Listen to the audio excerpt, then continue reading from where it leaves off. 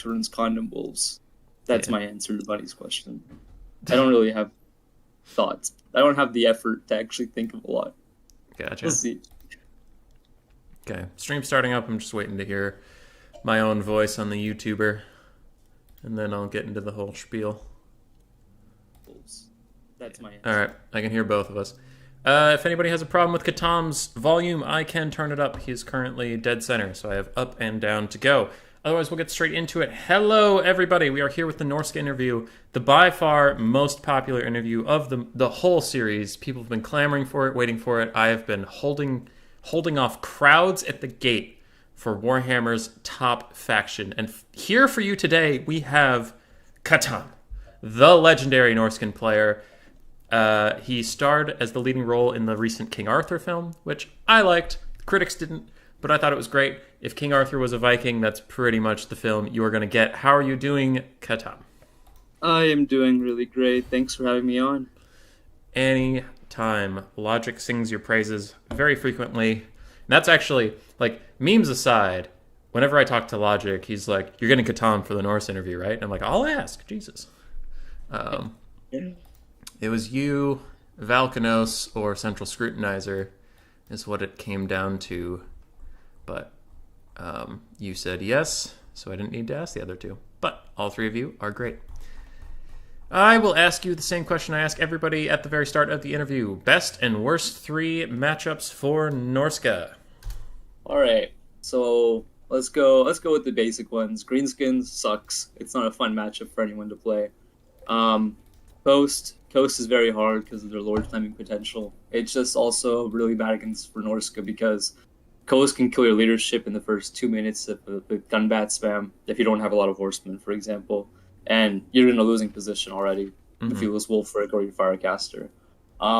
Third one, it's Dowie. I hate Dowie so much. They're disgusting. I can't stand them as a faction, so I just ban them always if I can.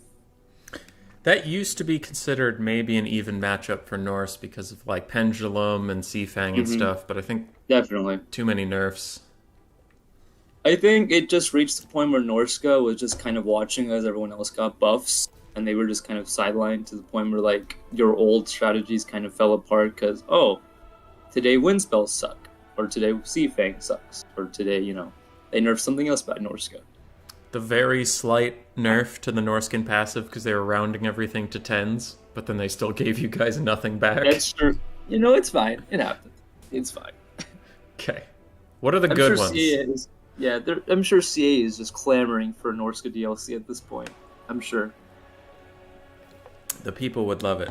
And that's the weird thing, is like Norsca is actually like, if you talk to anyone and pretty much anyone will say, oh yeah, that faction's cool, they just suck. So it's like, that DLC would actually probably do financially very well. I think it would a lot, especially with the whole chaos theme of Warhammer 3. I could see it doing really well. What are the good 3 matchups, if there are even 3? Oh, well, I think there are 3 really fun ones. Okay, so when I say good, it's something I prefer to play. I love playing Beastmen, even though it can be very difficult, of course, depending on the player, but it's just a really fun matchup for Norsca, in my opinion, because they're both very similar in terms of play styles as being very hard, heavy rush factions. So, like, it's a very micro-intensive matchup, but it's also very fun for you to play. I like Vampire Counts, because Count players like to, Spear Leech and run away and just kind of play those kind of things with Vargulfs and basically, or Kemler and they do triple White King, but like having 2 War Shrine Mammoths run over everything is just cathartic. It's almost cathartic basically. It's really fun for me at least. And I think the other one is Skaven actually. I think Poison Wind is kind of a great answer to Norsca infantry spam, but like Norsca can just I think Norsca has a lot of tools to deal with what Skaven can bring against them. And I know the matchup was great before Throt even came out, so I still think it's 55-45 Norsca favored. So I like to play it a lot, personally.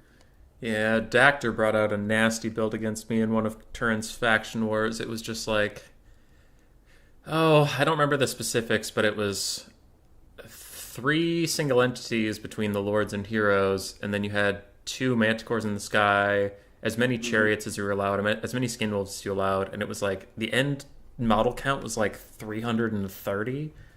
But Mhm. just my Poison Wind didn't do anything in that build. They ran through everything. Everything caused fear, and it was like, oh, well, this is fucking awful. Yeah. So they certainly can be quite scary there. I'll bounce between chat questions if there are many and the pre-scripted ones, but Deadly Bunnies did ask, when was the last time you made a new Norsca build? Sorry, could you repeat that? Deadly Bunnies asked, when was the last time you made a new Norscan build? Uh, I would say, God, it's actually really embarrassing now. Last time I built, I would say like a whole new Norscan build or one that's like an adaptation. I would say a whole new Norscan build was like my VC troll build that I made up like a couple of months ago, which was basically like you just spam Norscan spears and three trolls and 4 foot jabs against VC. And I mean, it works on quick battles. I haven't tested in a tournament, obviously, but that's the last thing I built. And then Hammond asked, does he play Settlers of Katam? I Huh. do not. I actually got the name Katam from the Witch Hunter's item. Um, What? What? so Katam is actually a character in Warhammer Fantasy. It was basically a demonologist who wanted to get immortality. So he obviously went straight to Zinch and asked him, "Hey, can I get immortality?" And Zinch said, "Sure." And he made him a talking skull for eternity. So Oh, yeah, yeah. the Skull of Katam. I didn't even know that was the name of the item. Mm-hmm. Okay. All right. Well, hey, for Poland, what up? We were just practicing before this stream. Uh, let's get both of these out of the way and kick you while you're down. Which Oh, um, please. which Norscan generic caster lord is best? RTK Felix. I would definitely say the non-existent one that they'll definitely make me pay $15 to get. So I'm just waiting for that opportunity to purchase it from my verifiable, my gods at CA. All right, that was rude, but let's get more serious. Which is Norse's best legendary caster lord? Cry is free. Oh, definitely Azric the Maze Keeper. I love the dude so much. Yeah. We actually do have a question about him. Should Sartorial's brother be allowed as a multiplayer lord from Zero? I say yes. I see no reason why not to. If we love Sartorial, we should allow his brother. You gotta be fair to your siblings and all that. I'm looking at his spell kit. It doesn't look that unbalanced. I mean, the only difference between him is that he doesn't have Arcane Conduit and he has Fighter Die instead of Standard Die. So, and he has Death and Metal instead of just Pure Metal, which isn't even that bad because Death only has 2 good spells. And he doesn't So, have Spirit Leech. He has Fate so of it's Buna and Soul Blight and Aspect of the Dread Knight. Yeah, I don't think he'd be that unbalanced. He doesn't take up your Lord slot, though, which is unfortunate because that's where you probably want him. yeah, mostly. Yeah, you don't want him as a hero. I feel like he'd be too expensive for that. He'd be like almost an Ariel before she got nerfed. Feeling. Yeah. Because if you take Searing Doom and Final Trans and Fight or Die, he's still 2,090 gold, which is so expensive. That's a lot. What does Yeah. Arthurial cost? Let's see. Arcane Conduit, Standard Die, Searing Doom, Final Trans. Okay, he costs like 100 more, but he is your Lord slot, I guess, so. Mhm. Okay. But I still wouldn't have a problem with the Maze Keeper being added. He seems fine. I don't see anybody that asked about Kihar the Tormentor, but since we're on the topic, should he be allowed? What even is he? He's a regenning Dragon Lord, I think, with fire and metal. Oh. Okay. Which, I mean, I kind of like it. I don't know if his regen is a fire weakness, but if it isn't, I like it a lot. Even though they'll never make it a Lord, unfortunately. His regen But does have fire weakness, yeah. I mean, that's actually a good nerf-ish, I guess. But like, I could see the utility of having a regenning Dragon Lord. He'd be extremely expensive though, but I mean that's the trade-off, I guess. Yeah, he has Fire, Metal, and Shadows. Pit of Shades, Pendulum. Those are 2 decent spells from Shadows, I guess. Transmutation of Lead and Plague of Rust are both good. Flaming Sword of Ruin and Fireball. He has really good spells. Holy shit. The only one that's like not really used that often is Transmutation of Lead, but the other five have their situations, especially Plague of Rust. I personally love Transmutation of Lead a lot, especially against non-AP factions, Hmm. because I really like it against Lizardmen because Temple Guard block is really common a few months ago.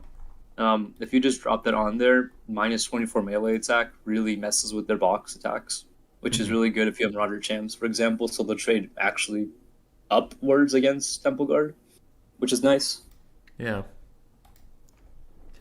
Anything to defeat the Temple Guard box. Um. Now they have Troglodyte Kite. It's fun.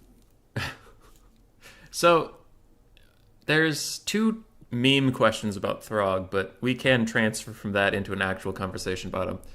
Nevermorn and Cyrus ask, should Throg get a Mammoth, a Wyvern, or a Sigvald mount? I don't think Throg would ever sully himself with a mount. He's a Troll King. The Earth is his kingdom, right? So why would you want to be on a mount when you want to be, you want your feet in the lands that you own, right? He Mm-hmm. doesn't need a mount. If What? anything, CA should give him 90 speed. That's what they need to give him. Fast as fuck. This is the fastest troll you're ever gonna see. That'd be funny though if you could pay more money for just like, you know, speed. Like That would be great. his mount is just like he didn't skip leg day and he's just a fast boy. Yes. Um, He went but on a keto diet for a week. Now he has 90 speed. yeah, I am curious though, because whenever I try to take Throg, I'm usually quite disappointed. He feels like he doesn't Yeah. duel as well as he should, and Wolfric has Seafang and other buffs. So like, what's Throg's use? Why take him? I'm gonna be completely honest. I brought Throg a solid 4 times in ever. Just ever. And those were like free for alls or like 2v2s. He's complete shit. Um, to, as a little caveat to that, people do like him into the VC matchup with double War Shrine because he can give your entire army unbreakable for a bit because you're just a giant blob. But he's just not great. I mean, you have a regenning troll, but that's just like at this point, he feels like a weird Grom, like a really shit version of Grom that doesn't have chariot Mm-hmm. animations.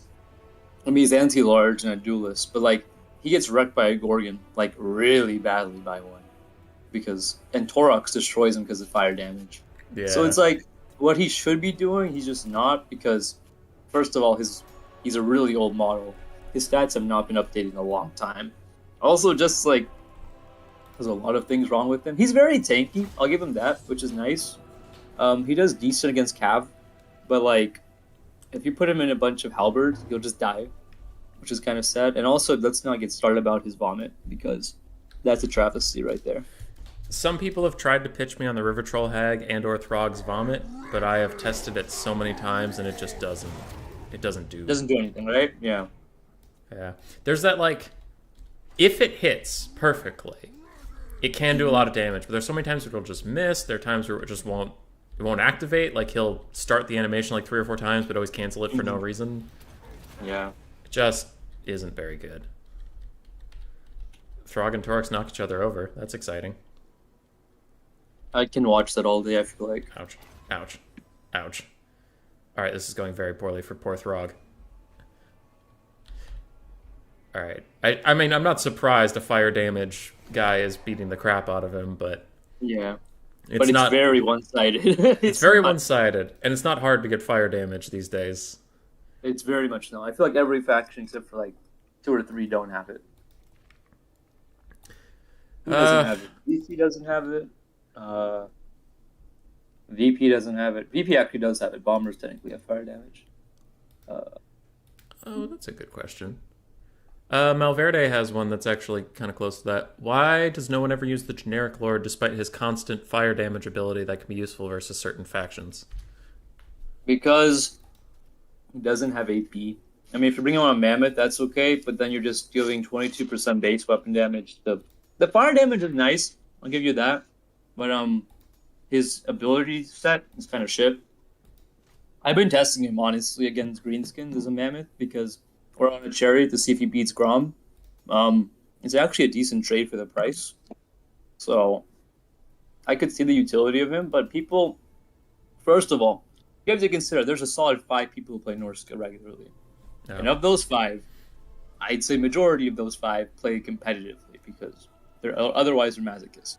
And they're not going to pick the Chieftain when you can pick Wulfric for Hunter of Champs and Seafang. Yeah.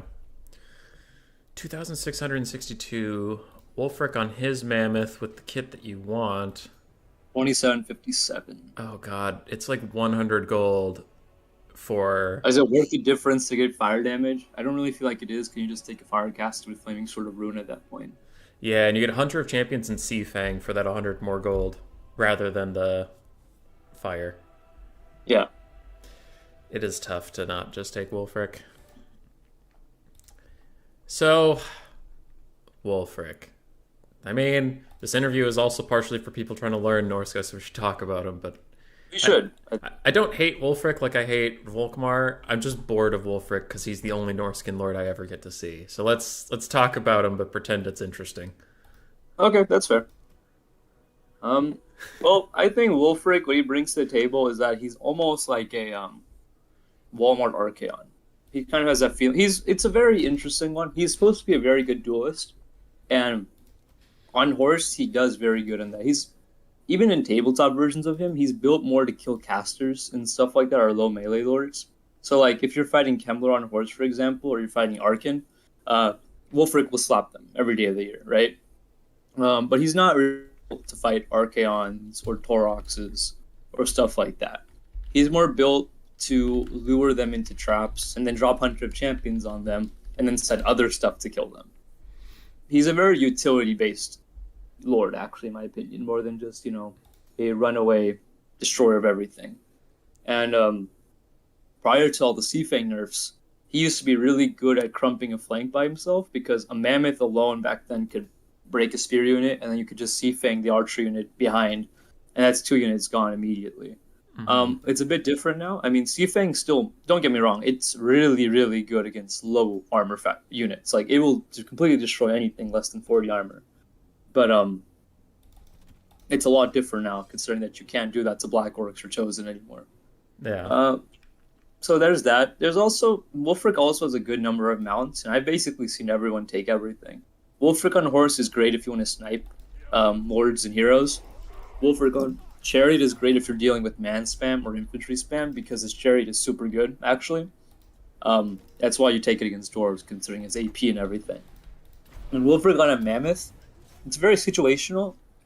Some people will literally just take it into a large range faction, just as a screw you. But like, it can actually work sometimes because Norsca has the ability to protect Wulfric pretty well with the Scroll of Shielding and some other, buffs to his armor and stuff like that, which is helpful. So there's a lot of synergy there. I really do like the idea of the Wyrm plus Wulfric sniping combo, because Wyrm, if you get past the fact that it costs an arm and leg to purchase, it is really good for what it gives you in terms of damage output. Oh, the Wyrms are amazing. Yeah, I love them so much. And they're just so expensive. That's the only problem with them. But yeah, I mean, if you stick a Wyrm next to Wulfric, it'll give him 23 armor, I think, and then an extra damage or missile resistance, which is really good for him. And also, with 100 champs, I've actually tested this. I think a Wyrm will delete. I think in sustained combat, I'm pretty sure a Wyrm beats Grom, like just straight up, because it's anti-large and armor piercing. And the fact is that it regens as well, so Grom isn't the only thing regenning. But that's why I love it a lot in some matchups. It's not great in everything, just because what you're paying for is at least 1,100 gold, which is like, right there, that's 2 infantry units or 2, mobile units you can get. So it's very situational. I know we're talking about Wulfric. I just jumped to the Wyrm for a second. So yeah, it buffs him up a little bit. There is a question about the Wyrm that we can jump right into. If Norsca ever got caster lords, where would you take a double werewolf hero? That's from Malverde. Let me think about that. Double Wyrm would be really good into factions that love to spam large monsters. So I would say the Lizardman off the top of my head. But holy shit, it is beating Grom! Yeah, it wrecks Grom. Not Rex, but it does well. I mean, yeah, it does really well. That's nuts. I took Foe Seeker and Deadly Onslaught off of it too. Like, sorry to interrupt. That was just like, it wasn't close. You just beat him to death. Okay, all right. Yeah. That's why I bring Workins into Greenskins with 100 champs, so you can catch Grom out. Because people like to think Grom is invincible for some reason. He feels like it, but wow. Okay, that makes me rethink a lot of things. Okay. That was surprising. Sorry. The only thing is that he can get ganked if you overextend him. And he gets mithered by a River Troll Hag and Grom. He'll just lose that straight up, but like that's common sense. That those two, Lord and Heroes will be working together. Yeah. So but yeah, the double working. I'm sorry for interrupting. No problem. I would like to think lizards, but Basilion Soul Engines do exist, which is actually not very common anymore against Norsca. So it might be a good test. The thing with Workins is they're kind of slow. I think they're 65 speed or something like that. So they're not. I think they're okay if you want to go really mobile. I could see them working in the VC really well actually, because double Vargulf is just super common to deal with Mammoths. So you put two Workins next to a War Shrine. I'm pretty sure they'll wreck basically everything. They might lose to triple White King, which is basically double White King plus a Krell summon, but I've never tested that. But the fact that you already have a caster lord helps a lot because, that's money saved a lot basically. In double Werkin, I could see it working against Beastman too, dealing with Torox. Even if he does have fire damage, 2 AP anti-large heroes should be able to hurt him a lot. If you could go really disgusting with it. You could take 2 Werkins and then 2 Manticores on top of that. And you just have a really disgusting single entity sniping core right there. And actually, with that, I think it could be good in the Bretonia. Because Fae would die. And so would Paladins. They have no chance against the Werkin. Because they don't have AP, first of all. And plus, Werkins have anti-large and AP. Yeah.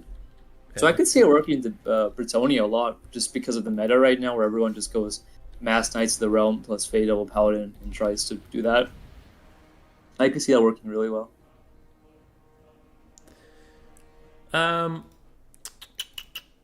When are we getting a Fimir warrior big boss hero with an ITP or a Malverde? When you pay $30 to CA. All right, I'll send him a check. I'll take one. I'll take a hit for the community. Thank you so much. Got you. And the last Lord/Hero question is: how does it feel that a Foot Chieftain, that's the Skaven hero, has 50 armor and loses? Oh no, sorry. A Foot Chieftain is the Marauder Chieftain. Gotcha. A Foot Chieftain has 50 armor and loses to a Skaven Warlord in combat. 0. Well, no self-respecting Norscan chieftain will ever find himself on foot. So this question is moot. You always get him on a chariot because Surthak. Surthak, baby. Surthak. All right. I don't think you can bring a Skaven chieftain on a Skaven warlord on a Doom wheel, can you? No. Or can you? No. Look, they're right there. Norscan superiority is coming through. Yeah, there's no chariots. We just have a Bonebreaker or Brood Horror, both of which are weak to basic archers. That's the whole Norscan roster. Don't worry about it. Do you have a pointy stick and a string? Oh boy, I'm in big trouble today. You are very much in trouble. All right. There's only 3 matchup questions, so we can slam through those. Cryas Free asks, what's your favorite Norscan full kite build? It better have 2 frost worms. I despise kite. That's just kind of me as a person. I really hate it, especially as Norsca, because it kind of goes against the whole thematic aspect of the faction. But double frost from kite works really well against chaos, actually, surprisingly, because it's very good for controlling their advances, because frostroms have basically a AoE Melkots around them, which is really good for dealing with any kind of advance. Actually, double frostrom can work into Beastman really well. I could definitely see that because it's very easy to dodge Cygor throws, because that's like the only way Beastman can exert pressure on you. And I personally think that 4 horsemen and like 2 ice wolves and 2 normal hounds and then 2 skin wolves is more than enough to deal with whatever the beastmen bring as a range core. And if you somehow can afford 2 frost worms on top of that with your heroes and lords, I could definitely see that working. I personally would never do that because kite's boring to me, but I could see it working. Yeah. If you take Horse Rick and then a Firecaster with Flaming Sword and Fireball, maybe Burning Head. Is that if that fills the model count? Yeah, okay. I mean that build exists. You have 300 gold that you can either do chevrons or upgrade your Marauder Horsemen into Marauder Horse Masters, but yeah. Okay. Okay. It's a thin build. And it's not Yeah, it's not very Norscan, but you could cut the skin wolves entirely and then take like I think you need the skin wolves a lot for dealing with centaur charges because the wolves are very squishy. What you could do is something along the lines of I like the 2 wolves a lot actually, but you have 2 frostworms, which is like a very big expense. It's like 3,400 gold right there just for 2 of those things. I personally like 1 frostworm the beastman, but if you're gonna have to take 2, you'll need 2 skin wolves. You can maybe take 2 ice wolves and take out 2 hounds, and then take a few infantry units instead in their place. So you'll have like 2 marauders or something, or 3 maybe. yeah. The Frostworms, I think the biggest problem for them right now is how poorly they trade into basic Manticores. Yeah, they trade terribly into them.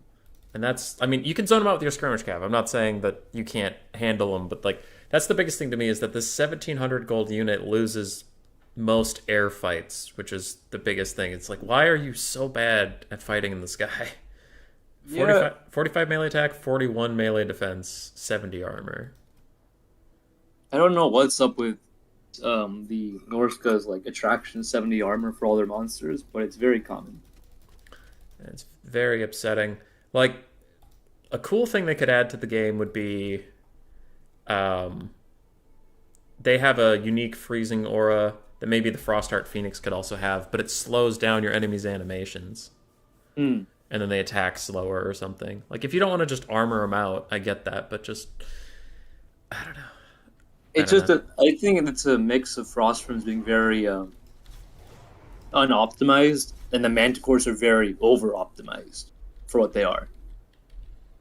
That's true. Like we can all agree Manticores punch way above their weight, and Frostworms punch way below their weight.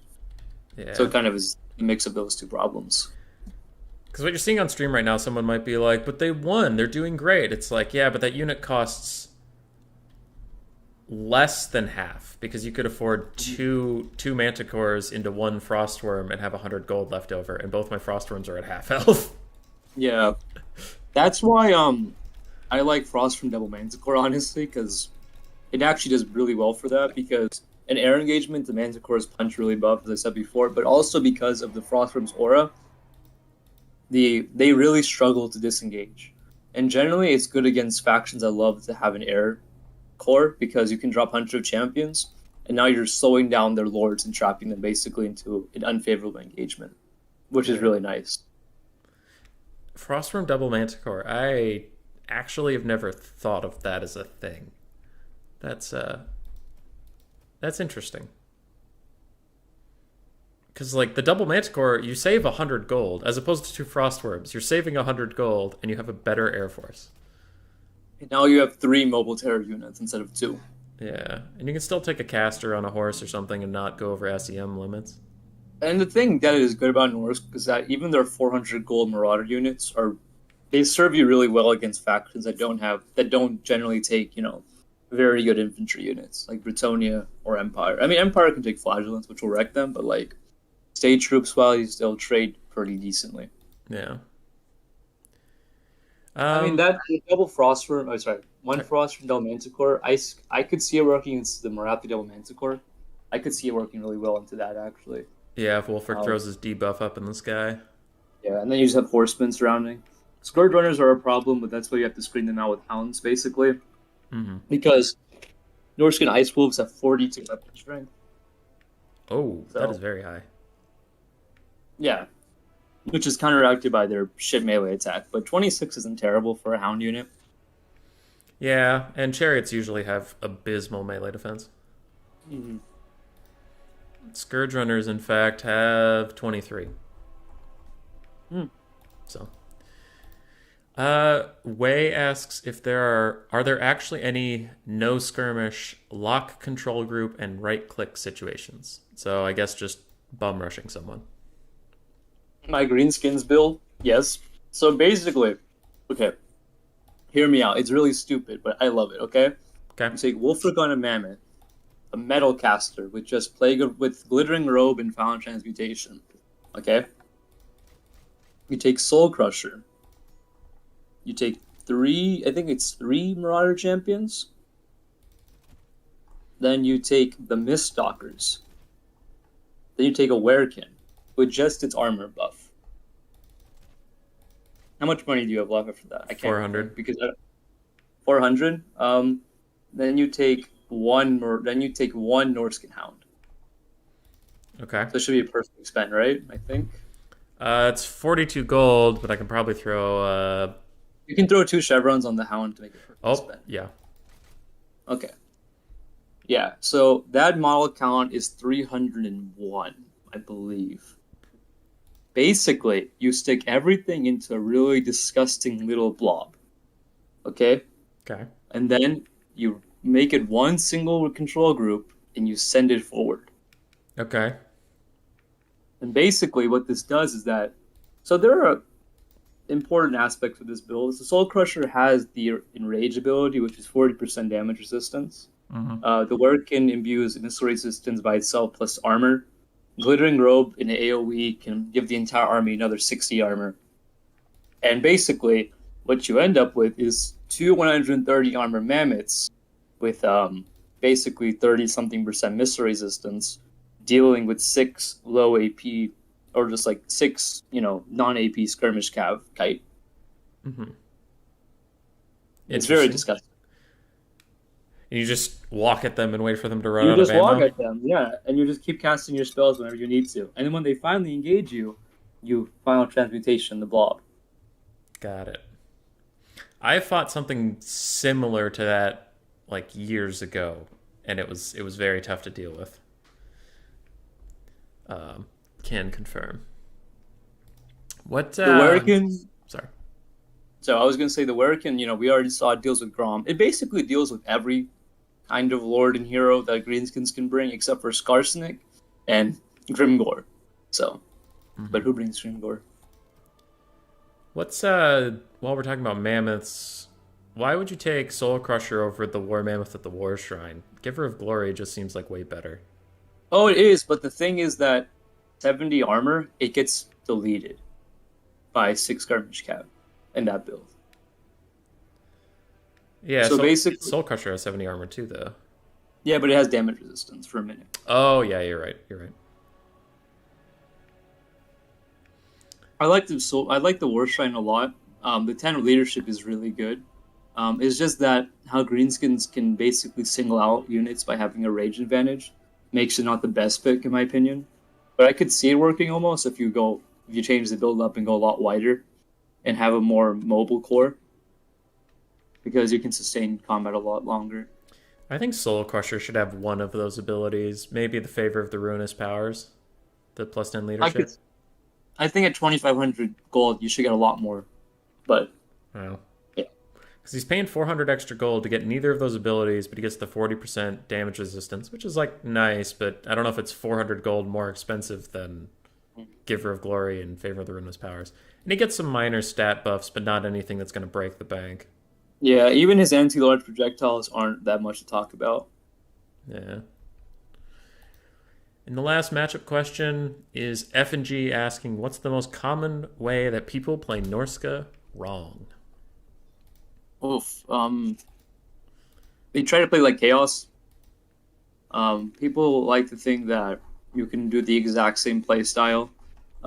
Chaos can be like, the thing with Norsca is that you have to finish your matchup in less than 4 minutes or 5 minutes, or you're screwed, basically. Unless you're kiting, then that's a whole different story. But if you're going full bum rush, you have to be winning decisively, or like at 4 minutes, the balance board better be saying that you're winning this game because Norsca is a very it's a very high attrition faction. In sustained combat, Norsca will do a lot of damage, but it will take so much damage in return. Like Marauder Berserkers are the best example of that. They will buzzsaw most infantry, but against anything with like a sense of like staying power, they'll take a lot of damage. Like against Chaos Warriors, for example. Um, so basically, what I would say is that like the major problem with people when they're trying to get into Norsca is that they almost they overestimate what they have to work with. Hmm. Like Norsca, and unfortunately, just by the very nature of how small of a roster it has, is that it doesn't have a great amount of innovation to work with. So, like, what I would say is that what I'm trying to get to the idea is that when people get into Norsca, they're like, "Oh, look at all these cool units that I can play with," but then you realize half those units have like zero utility in most situations. I'm looking at the monsters and beasts, and it is a huge, like compared to the rest of the roster, the monsters and beasts is just full. And then I'm looking for ones that are useful, and it dwindles very quickly. Like four, yeah. Yeah, Norscan Giant sucks. Fimir Warriors, without the great weapons, Fimir Warriors suck. Both the trolls, probably not ideal. We'll talk about them later. Feral Mammoth, I never see it. Yeah, whittles down pretty quick. All right. Well, that was all the matchup stuff. Do you want to talk about Game 3 or units? Your choice. Oh, let's stay hopeful. Let's go Game 3. Okay.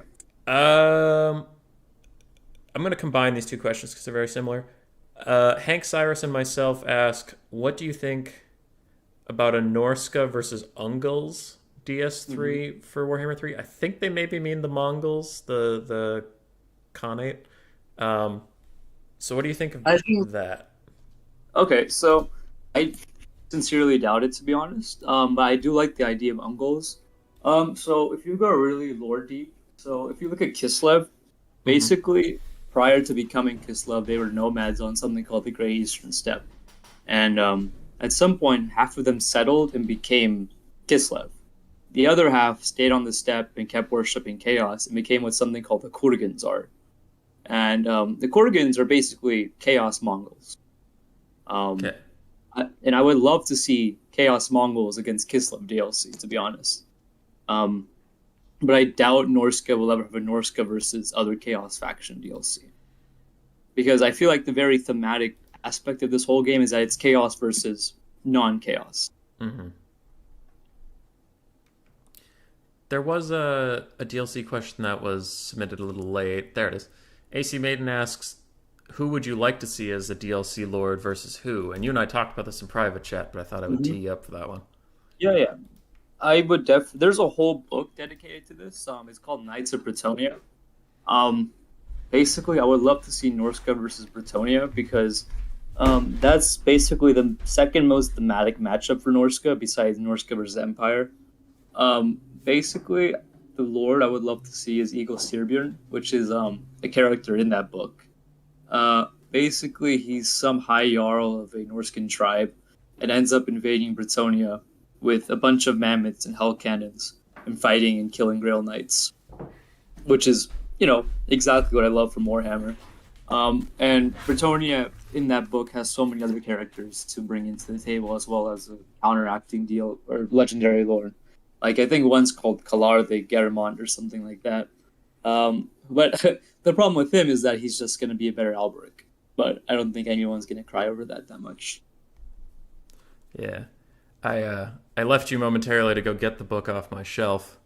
It's I don't have the Knights of Bretonnia one, but that is an omnibus of a bunch of smaller books. So I found the specific book you're talking about. It's Knights of the Realm by Anthony Reynolds. But that's, again, it's within the omnibus you're talking about. I just have all the individual books from it because I got them slowly over many Christmases. Very good book. Very good book. And it's everything that Norsca should be in written form. Like, their infantry are way better. They set some really cool traps for the Bretonnians at times. their lord is a badass, and he like 1v1's a Grail Knight, and it's like that battle is super cool, and no matter who comes out on top, it's like really close, and you're just ugh. It's a I very good think book. he loses an arm and then it gets regenerated. I think. I remember that happening. You're correct, but I didn't want to spoil it for the chat, I didn't sir. say who won. I just said he lost an arm. Oh, that's fair. Well, then I messed up, but that was a very good fight. Um, but yeah, that book is great. That's a great book. Um, so, Norsca versus Bretonia would be a fun DLC. And the question that everybody wants answered, what's in that DLC? Norsca gets a hell cannon. Yeah, they Clearly. do. Yes. It's in the book. It's in the book. I wish they would. What else would they get? There are so many other things Norsca could get, to be honest. I would love a far better infantry variety, to be honest, because you basically have heavy infantry that does nothing, light infantry that does something and dies instantly to anything that does damage, and that's about it. Um, I really wish we got something like the Armored Berserkers that we saw in the Corn DLC or the Corn trailer, because that's a very thematic thing for Norsca as well, because Mm-hmm. Norsca is basically chaos. It's just a very slight difference in terms of what the differences are, which is very semantic. Um, Other things you can give Norsca, I would really love anti-large lords for Norsca, like just a generic one, like because Norsca's whole thing is beast hunting, Mm-hmm. and the lack of, I mean, they have anti-large, you have skinwolves and hunter javelins and stuff like that, but like a dedicated anti-large lord to pair with a Werkin, for example, would be really cool, like almost Rakarth like, Yeah, but better, obviously. but better, obviously. I can skip up to a unit question because I mentioned this before, but I had an idea that I liked. Um, should Norsca get an anti-large quote unquote hero squad unit like aspiring champions? So I was thinking like aspiring champions, their model count's like what, 6, 7, 8, something like I thought it that. was 16, right? Or was it 8? I don't remember. I know it's very small, but like this Mhm. small, it's not a hero, but it's like this unit of very few. It's 12. Okay, we are both wrong. Mhm. But they have like halberds and then maybe a troglodyte level damage wise missile attack, Mhm. but they only have like two. So they have like two javelins that they chuck and they do like a shit ton of damage. And Mhm. then after that, they're these elite halberd infantry. Mhm. I think that would be nuts. Because it just sucks to So me. It sucks to me that Norsca doesn't have amazing anti-large melee infantry. Yeah, that's my yeah, big thing. so almost like it's almost like Iron Breaker, almost in the sense that like you have very good melee stats and a very deadly ranged attack, which that Hmm. only happens a few times. I would personally love that so much. I could definitely see it costing a bit, but it'd be very specialist. And the thing is that it would to be honest, I would love that so much for Norsca because it makes so many matchups a lot more fun to play. Because instead of having to worry about your Marauder Hunter javelins dying, you have a more specialized unit to deal with, these large monsters and stuff like that, which Hmm. would add variety and make the faction just better for that alone. Big agree. Okay, game three. Other thing. In the lore, Norskins are just one of many tribes of chaos, i.e., the Hung, Kazakhs, Kurgan, and Tong. Should Norska be renamed into the tribes of chaos in game three? Or, with Norska being a subfaction, why or why not? Hammond. So that was a mouthful, but. I understand. So I don't think so actually, because I feel like they should separate by play styles almost, because Norsca refers to the entire peninsula of where all those tribes live. Mhm. And then the Kurgans live in the far east. The Hung live way far north, like near the Dark Elves. Um, but the Hung and the Norskins, as it's referred to, have very similar armies, just in every way, because they're basically just the same faction and tribes. Like Ace, there's a bunch of tribes like Aisling, Scaling, Varg, and a bunch of others. But the difference between them is boils down to like the patron demon they worship or the patron god they worship. But their army style and play style are exactly the same. But if you break it down, you could change it to like having because Norsca has a full fledged roster, and I could easily see CA making the Kurgans a thing and having their own full fledged roster instead of making them two sub factions of something called the tribes of chaos or something like that. Mm-hmm. There is a question in chat that I will ask you, but I'm going to finish up the game 3 stuff, so we're not jumping around too much in what we're focusing on. In game 3, now let's say the Bretonia Norscan thing doesn't come to pass. What game 3 faction would it be? Norse versus blank, but it has to be one of the new hot and shiny factions. What do you want? Norsca versus Cathay doesn't make sense, to be honest, just because of the distances and stuff like that. That's a trek. It's a very long trek, which I could see Wolfric doing, considering that's his whole shtick of going to random places and killing things. But I don't think he'll go to Cathay. What even are? So we have demons, Horn. Wow, I'm blanking on the new factions. It's just Kislev, Kislev ogres, probably Chaos dwarves. All 4 factions of Chaos and Cathay are the only ones that have been confirmed. And when I say confirmed, I mean if Chaos dwarves don't come, I think everyone will be riots. Yeah. Yes. So they'll show up. Norsca versus ogres doesn't make much sense. Norsca versus Kislev makes perfect sense, considering that's the whole point of Kislev to exist, is to fight Norsca. I would love that, to be honest, because you could bring back so many legendary lords for Norsca. Like Cormac Bloodaxe was one. Like that's the name of the. So if you look at the generic lord for Norsca, his axe is called the Axe of Cormac, which is basically the name of a Norscan warlord who was like not an Everchosen, but basically invaded Kislev and the Empire like way before the present time in the game. But it's also extremely thematic because I know for sure, at least in lore and books, Kislev like border lords go into Norscan territory to raid and kill tribes, and they do the same for Kislev in return. And there's also a character called Lord Mortkin, who is like a very, very interesting lore character, who I personally love a lot. And I could easily see him being put against Kislev, even though in the books his main target is like Ostland, due to some book reasons and stuff like that. But I could see Norsca versus Kislev as being the most likely of the options. Gotcha. What where was that question? Where are you? What do you expect to be good or bad matchups versus game 3 factions? From Jeremy. Like if you could list one faction you are not looking forward to fighting and one faction that you're ready to scrap with. I think Norsca will do fine against most. I think it'll struggle a lot against Khorne. Because Khorne is just better than Norsca, I feel like. Because they just have everything Norsca has. Like they get basically a better version of Rampage for killing stuff. They have better armor, better infantry. They have a better Hell Cannon. And they have monsters too. And I doubt Scarbrand's going to die to Marauder Hunter Javelins anytime soon. So that would suck to fight. I think fighting Tzeentch and Slaanesh is going to be pretty fun. Just because Kairos, even though Tzeentch will most likely play a lot like how it plays now for Chaos almost, where you just have like Kairos taking Sartorial's place and you just build around that. But I can see that being pretty fun because of the whole magic style of the fight. And Slaanesh is a very, rushy type of fight as well, which I think Norsca does really well in. Cathay, it can go either way because it kind of feels like a very dwarf version of Empire, which I don't like personally, but like, it is what it is. The addition of monsters and stuff like that is interesting, but I could see Norsca still doing decently well in that, of course. It really depends on how strong Cathay is when they first come out.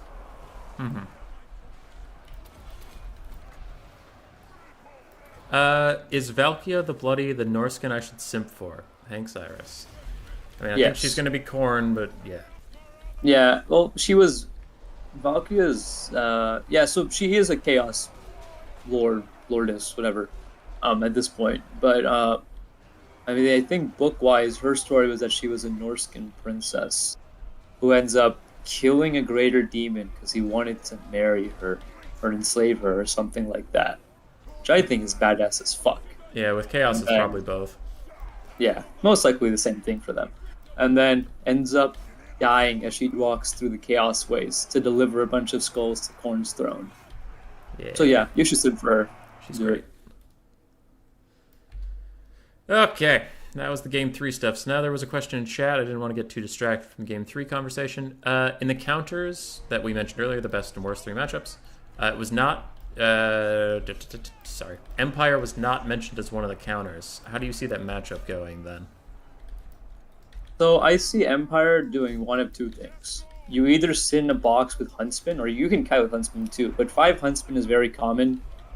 Or you kind of do a flagellant box. You have a very unbreakable front line with handgunners and Volkmar and 3 Blazing Suns. Those are generally the 2 ways you people fight this. Or they'll bring Marcus sometimes to snipe. But I don't think it's a bad matchup, honestly, because if you bring heavy armored infantry or chariots and you just bum rush any Empire, it can go decently well for you, because Blazing Suns, here's how it goes. If you bring Ice Wolves and a Skin Wolf on top, they will beat a Blazing Sun. Without question. Because as long as Blazing Suns do not get the charge, they have very bad melee attack after their charge bonus disappears. And they have very low melee defense. So Skin Wolves will do a lot of damage to them. But even around that, is that if you can make sure your Berserkers can get to the front lines, they will buzzsaw everything outside of a Greatsword. And if you bring a Greatsword, you've already lost, unfortunately, because they'll just get Seething. Also, a Metalcaster or a Firecaster is just great here as well. If you can just... I like Flamestorm, to be honest, because if they're in a box formation, Overcast Flamestorm will last for about a minute, and it'll just be such an annoyance to the Empire player to deal with. It'll give you more than enough time to get around them and deal with their formations. A lot of questions coming in the chat really quick. Nameless Order mentioned you said you take Wulfric on all of his mounts in different situations. They are saying they only see Wulfric on his horse or Mammoth. When do you use the chariot? I like Wulfric on a chariot into Empire, Plutonian. I also like it a lot. I like it sometimes into Coast. I bring Horse Wulfric sometimes too. It just depends kind of on what I want to go for that day. Or Chariot Wulfric is really great into... He's the only option into Dawi if you have to play that matchup, because Horse Wulfric sucks in that matchup because he has no AP. And he just dies to everything. Like handgunners.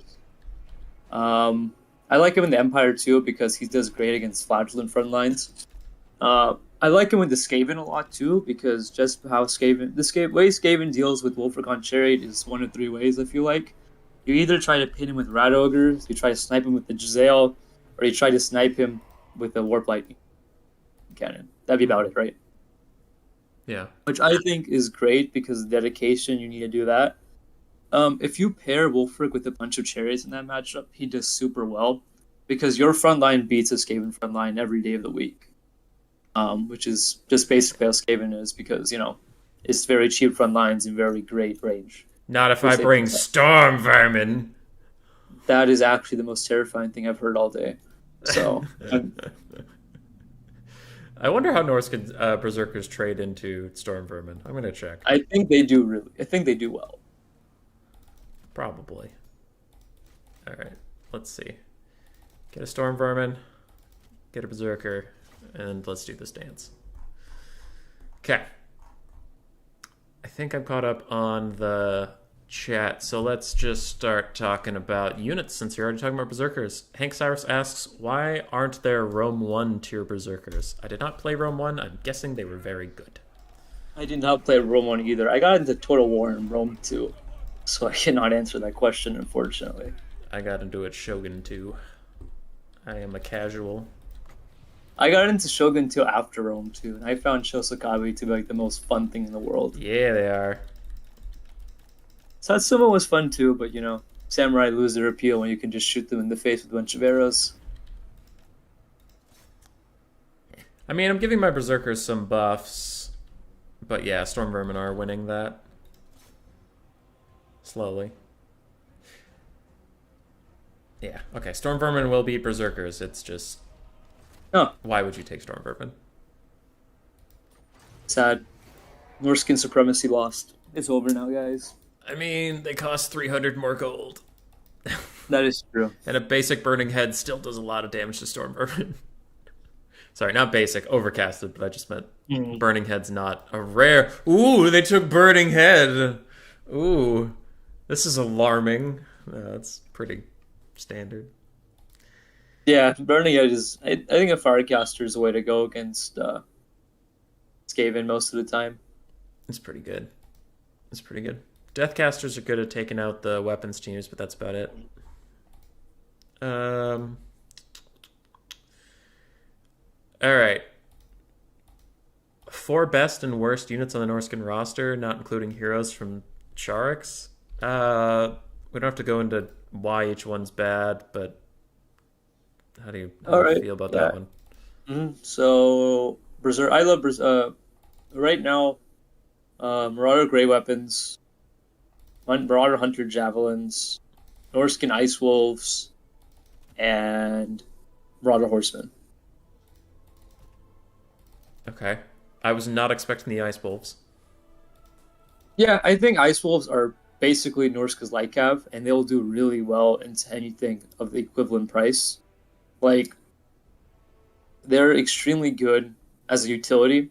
They might not be the best in a 1v1 fight, but what they offer you in terms of mobility and like crowd control and stuff like that, and towards, compromising backlines, because they will. Norscan Warhounds are really squishy, even when they're fighting archers sometimes, it feels like. But Norscan Ice Wolves are really great at dealing with that kind of stuff. And I find I kind of have to take two of them into every matchup because they're just so good at what they do. Mm-hmm. Now, what are the four worst units? Okay. Marauder Hunter throwing axes, a Norscan Giant, a Fimir with just a normal Fimir, and then I don't know, can't think. A normal Ice, troll. Ice Wolf, Chariot. Oh yeah, I exist. That's Yeah, why I didn't mention them. Okay. yeah, they're pretty bad. No, they're terrible. They are disgustingly bad. I think it's pretty clear why all these are bad, but we can You should transition. test. Sorry, Yeah, if you ever want to see how bad an Ice Wolf Chariot is, just see how they do into normal spear unit. I'll go check it out right now. But I was going to transfer the question into Central Scrutinizer asking how to use Fimir, Standard, and Great Weapon variants. So you said Standard is terrible. Um, Yes. and the Great Weapon, you did mention earlier that you like them when you have a static build, but if you could elaborate like a little bit. Yeah, definitely. So if you have a very smaller formation, one that's a lot less, wide, or doesn't require a lot of, managing multiple flanks, gray weapons are really good for anchoring down the sides of a smaller formation.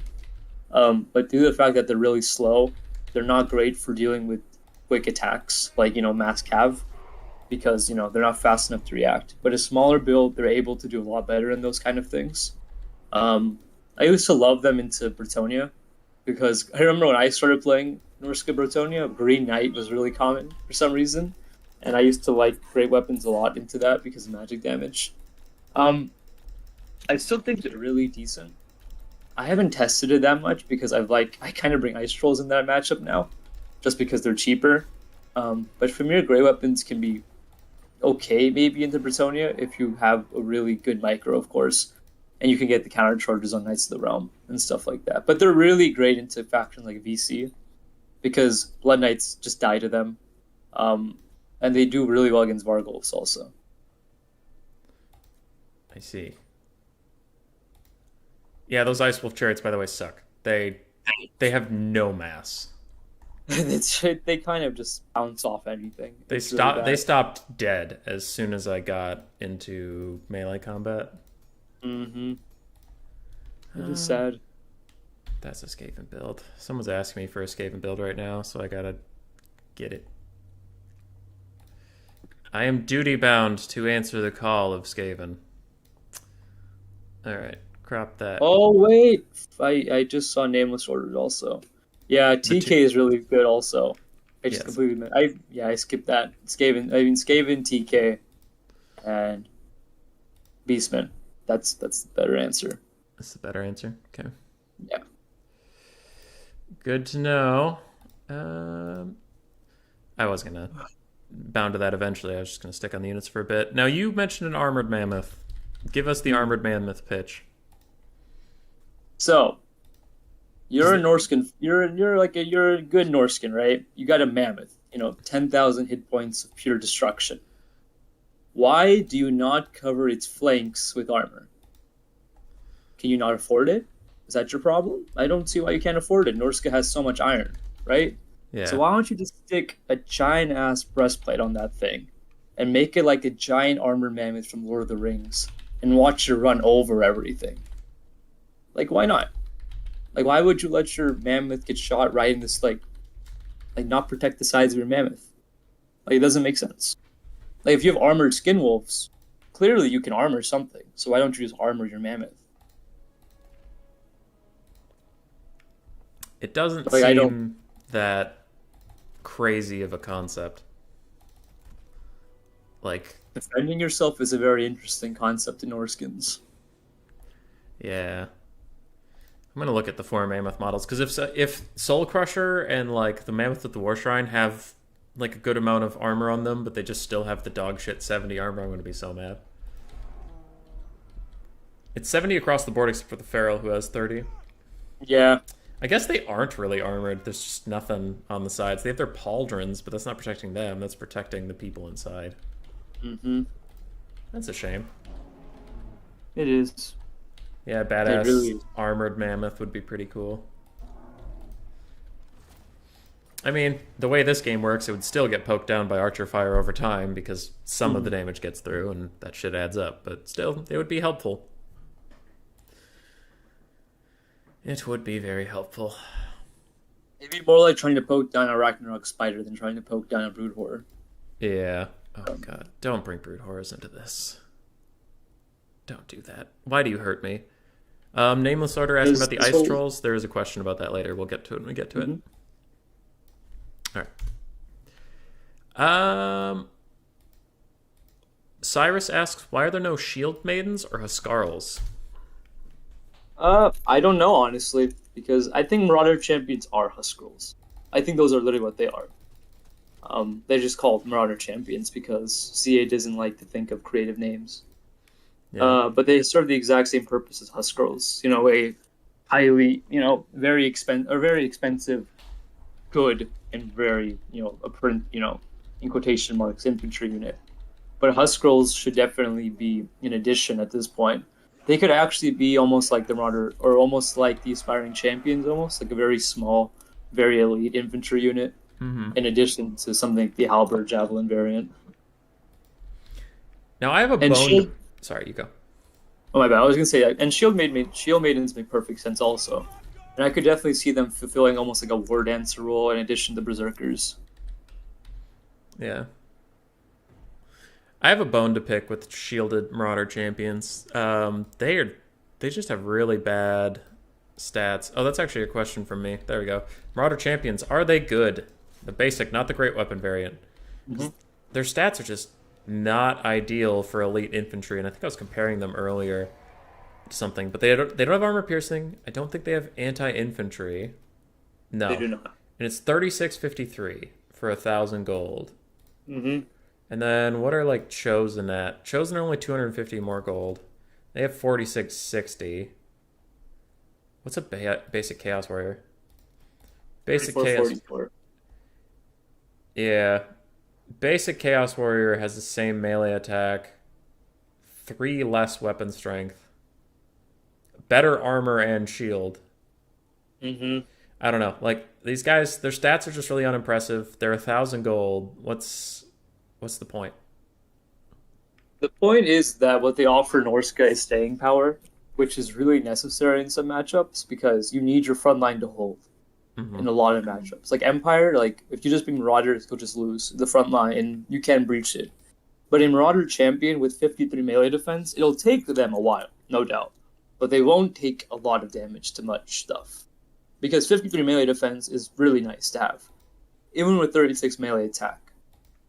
So by far they're on the lower tier of high value infantry units. But what they're really good at is what they excel in specifically is dealing with stuff that is, low AP and cheaper. They're very good meat grinder units. Mm-hmm. So, like, if you're dealing with Flagellant spam, for example, or Men at Arms spam, or Paddle Pilgrim spam, or even Saurus Warriors, they'll hold very well against them. And they'll give your other important units time to do what they need to do. So, like, if you're dealing in a matchup where you need your Marauder Hunter Javs to be protected, you might take 2 champions to hold your front line or to anchor them. Because there's no other anchor you can bring besides, like, a Mammoth. Mm-hmm. Do you ever bring Marauder champions with great weapons? Central Scrutinizer asks. I bring them into High Elves, actually. They are very good in the Silver and Guard spam, which is super common now. I actually bring 2 champions, 1 gray weapon into that matchup, along with a lot of infantry, just to drown them, just to drown a High Elf player in them, because the current meta, basically, is a Silver box of, like, 5 of them, with, like, a bunch of other Sea Guard behind. And Marauder champions and the gray weapon variant are, like, the best units possible for Norsca to deal with that kind of unit.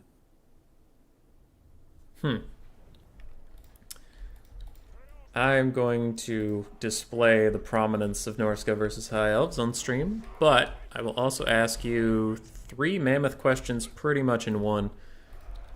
Alright, let's get through this. Hammond asked 2 different things, but they're roughly the same. Do you think Mammoths as a unit are better in Warhammer 2 or Warhammer 1 or War Elephants in Rome 2? And then also Real Human Being asks, why are Mammoths good? Why are they bad? Are they good or bad? So basically, Mammoths. Mammoths, what are they? Okay.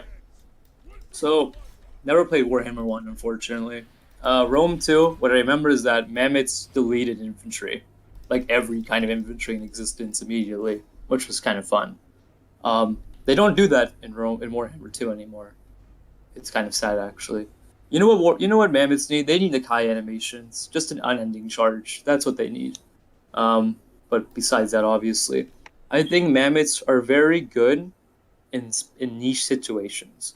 They're a very high cost investment that you cannot really justify in a lot of cases, because what you can get instead of a 2,100 gold Mammoth is basically 4 infantry units and another mobile Warhound or something like that, or even a Horseman, I think, if my math adds up correctly.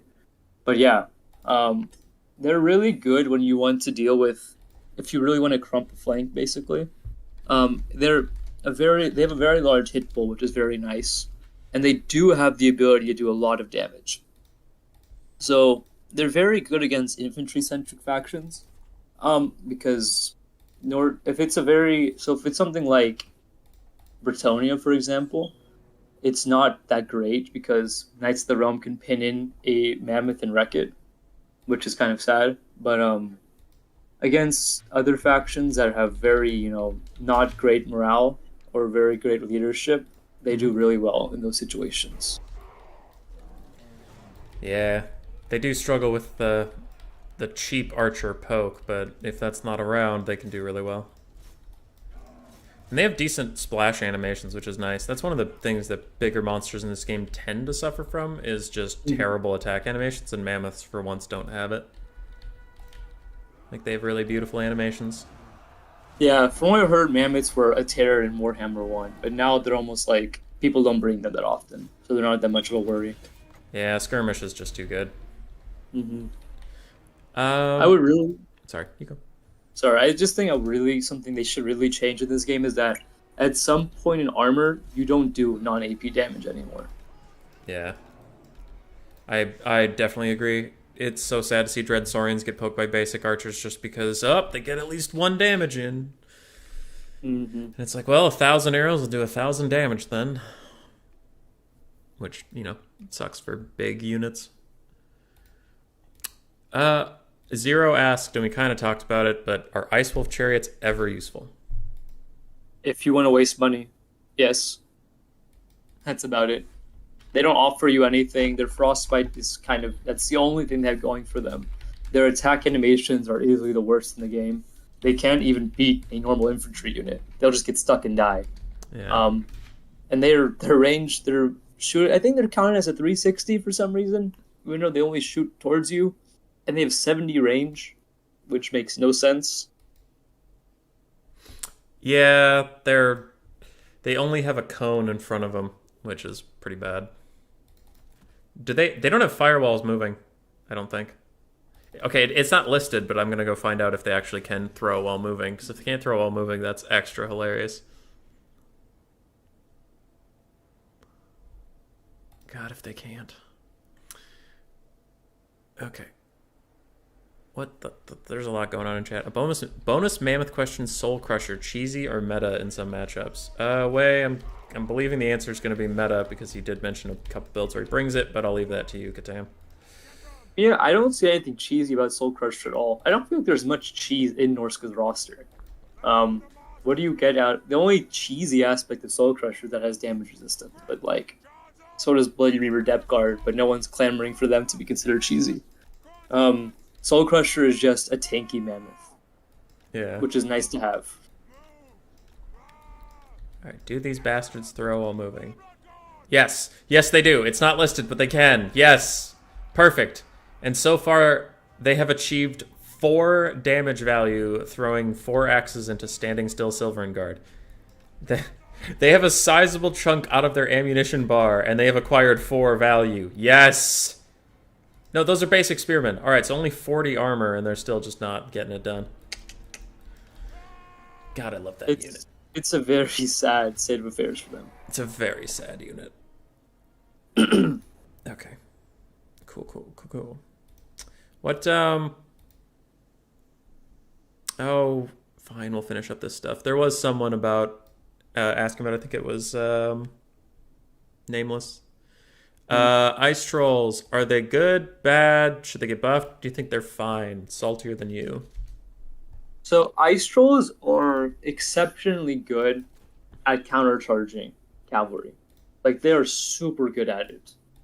Like, if you take a Knights of the Realm versus an Ice Troll, if you put a single Warhound with an Ice Troll, I mean, I know it's a difference in price already, but they will do exceptionally well against them. Because what Ice Trolls offer you is 120 AP. That's what you get out of taking them. They have extreme fire weakness, which I think is the stupidest thing in this game. Which doesn't make any sense, because Ice Wolves don't have fire weakness, but for some reason Ice Trolls have an extra fire weakness. And you're paying more for that. But that's just weird game mechanics, I guess. But I really think they're super good at crumping front lines. If you pair a Berserker with an Ice Troll, there are very few infantry units that can stand up to that. That's why I love triple Ice Troll into Skaven, because even Skaven slaves, they can hold for like 20 seconds, and against Ice Trolls, they hold for like 5. So like, you can break a front line exceptionally fast with Ice Trolls. And there's also the thing where people underestimate them because of how much they're talked shit about. And like, oh, this guy brought Ice Trolls, he's a fucking idiot. And then it destroys their front lines. So there's also that aspect to them, which I love. Alright, let's see this madness. Bretonnians are running away because the AI are AI. Alright, there, they got stuck up. Boom! Go, Ice Trolls, go! Go, Ice Trolls, go! Yeah, they're doing some good damage. Get them. Get them! Alright, that's not the answer I expected. I thought they were just going to suck. Why is the Frost Wyrm the most underrated unit on the roster, Central Scrutinizer? We kind of talked about it. Do you have anything left to say on them? I just say what it offers you is, battlefield control. Having that speed debuff as well as Frostbite is really great for dealing with high rush factions like Beastmen, just because you can basically slow down an entire flame by just hovering over it, which is really nice. The breath attack is actually glitched right now, which is super annoying and no one really knows about it. It doesn't work. I don't know if they fix it in the beta, but it doesn't work right now. It's kind of weird. Is that the thing where it travels along the ground instead of in the air? I think so. I think it's just like breaks out and only does like half of it or something like that. It's really weird. But I like Frostworms a lot into those kind of factions. I think they can be good into greenskins actually a bit. I could see that working. Just because greenskins love their skirmish cav. And if you pair it with Ice Wolf, for example, you can basically, with you can basically slow down or at least deny the skirmish cap from hitting anything too important. So you're not paying for a damage output with the Frostworm. You're paying for utility. Yeah, it can slow if it gets its frostbite, which I'm taking a lot of damage to do, but I'm just trying to show. With the chilling aura and the frostbite, I can take their speed down to 23 when they're originally at 75. So that's pretty good. Utility again. Yeah, because when I'm not near them at all, I get 75, but then when I get near them, down to 49, and then if I hit them, 23. That's pretty cool. Now, obviously, I shouldn't be charging in like that. Again, I'm just showing stats. This isn't a fair test because I'm jumping down into anti-large cav and getting surrounded, but... Okay, so they're a support unit, not really a carry unit. That's different to think about. When you see a dragon, you're like, this is my win condition. Mm-hmm. Rather than this is going to help me out. What do you think about adding more units that give frostbite to Norsca, Captain Telis? I feel like it makes a lot of sense, and I would love it. I think Norsca has a real problem where their armies don't do a lot of, their attacks don't have a lot of effects almost. Like if you look at Skaven, it feels like every unit in the Skaven roster does some kind of debuff or some kind of effect. And most factions have something like that too, where they have a thematic aspect to them in some respect. Yeah. And I think Frostbite should definitely be Norsca's thing. I would really like the Iceform Marauders to do Frostbite. That would make a lot of sense with the name. Dude. But perfect vigor and ITP, bro. Definitely. I'm paying 200 gold for that. Yeah. Just to lose also a burning head. Yeah, it's kind of weird that there's no, like, Chill Guard or something, Marauder Champion ROR that is, like, Frostbite and resistance to, like, fire and magic. I think, okay, I was arguing with some people about this, and it varies depending on who you're talking to. But I am of the camp in Pokemon and in this game that ice should not be weak to fire. Ice should be resistant to fire. Because you have to get through their chilled skin to even start burning what's underneath. It's not like these things are made out of ice and they're melting. They are covered in ice and like frost resistant, but they're not, I don't know. I don't think they should be weak to fire, if that makes any sense. I mean, it makes perfect sense what you're saying. I think it's the concept that's really weird. I don't understand what Ice Wolf... Like let's think about this. Ice Wolves don't have any weakness to fire. But Ice Trolls do. But Ice Trolls are just trolls covered in frost. But while Ice Wolves are literally frost-made. Like, they're literally just ice. Yeah. So I don't know why they have fire weakness and the other one doesn't. But I don't think... I mean, when you first think of ice and fire, like, oh, fire melts ice, right? That's a weakness. Like, it has to be. Yeah. But I don't think so. I think I understand where you're coming from, too, because ice does also... If it's on top of a unit, it's an extra line of defense. But at the same time, if it's like an ice-based unit, like a Frostworm, which is literally made out of ice, it kind of makes sense why fire does a lot more damage to it, considering it's literally melting the actual thing. Yeah, I see a lot of flesh in there, but I'll take your word for it that it looks like it is part ice. One of the heads is, and the ice wolves looks like they're literally made out of ice, so that would work.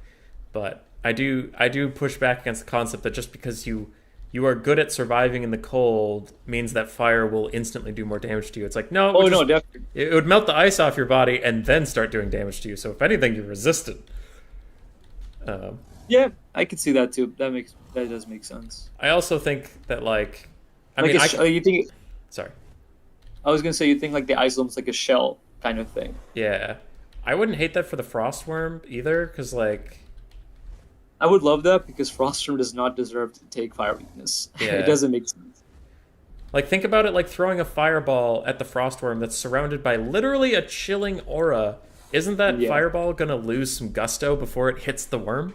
Yeah, isn't it just going to dissipate into nothingness? Yeah, or the magician. Oh, that could be... It would be very specific, but in this fantasy world I'm living in, what if firecasters had a chance to overcast near a Frostworm because they have to spend so much magic to, like, keep the fireball hot?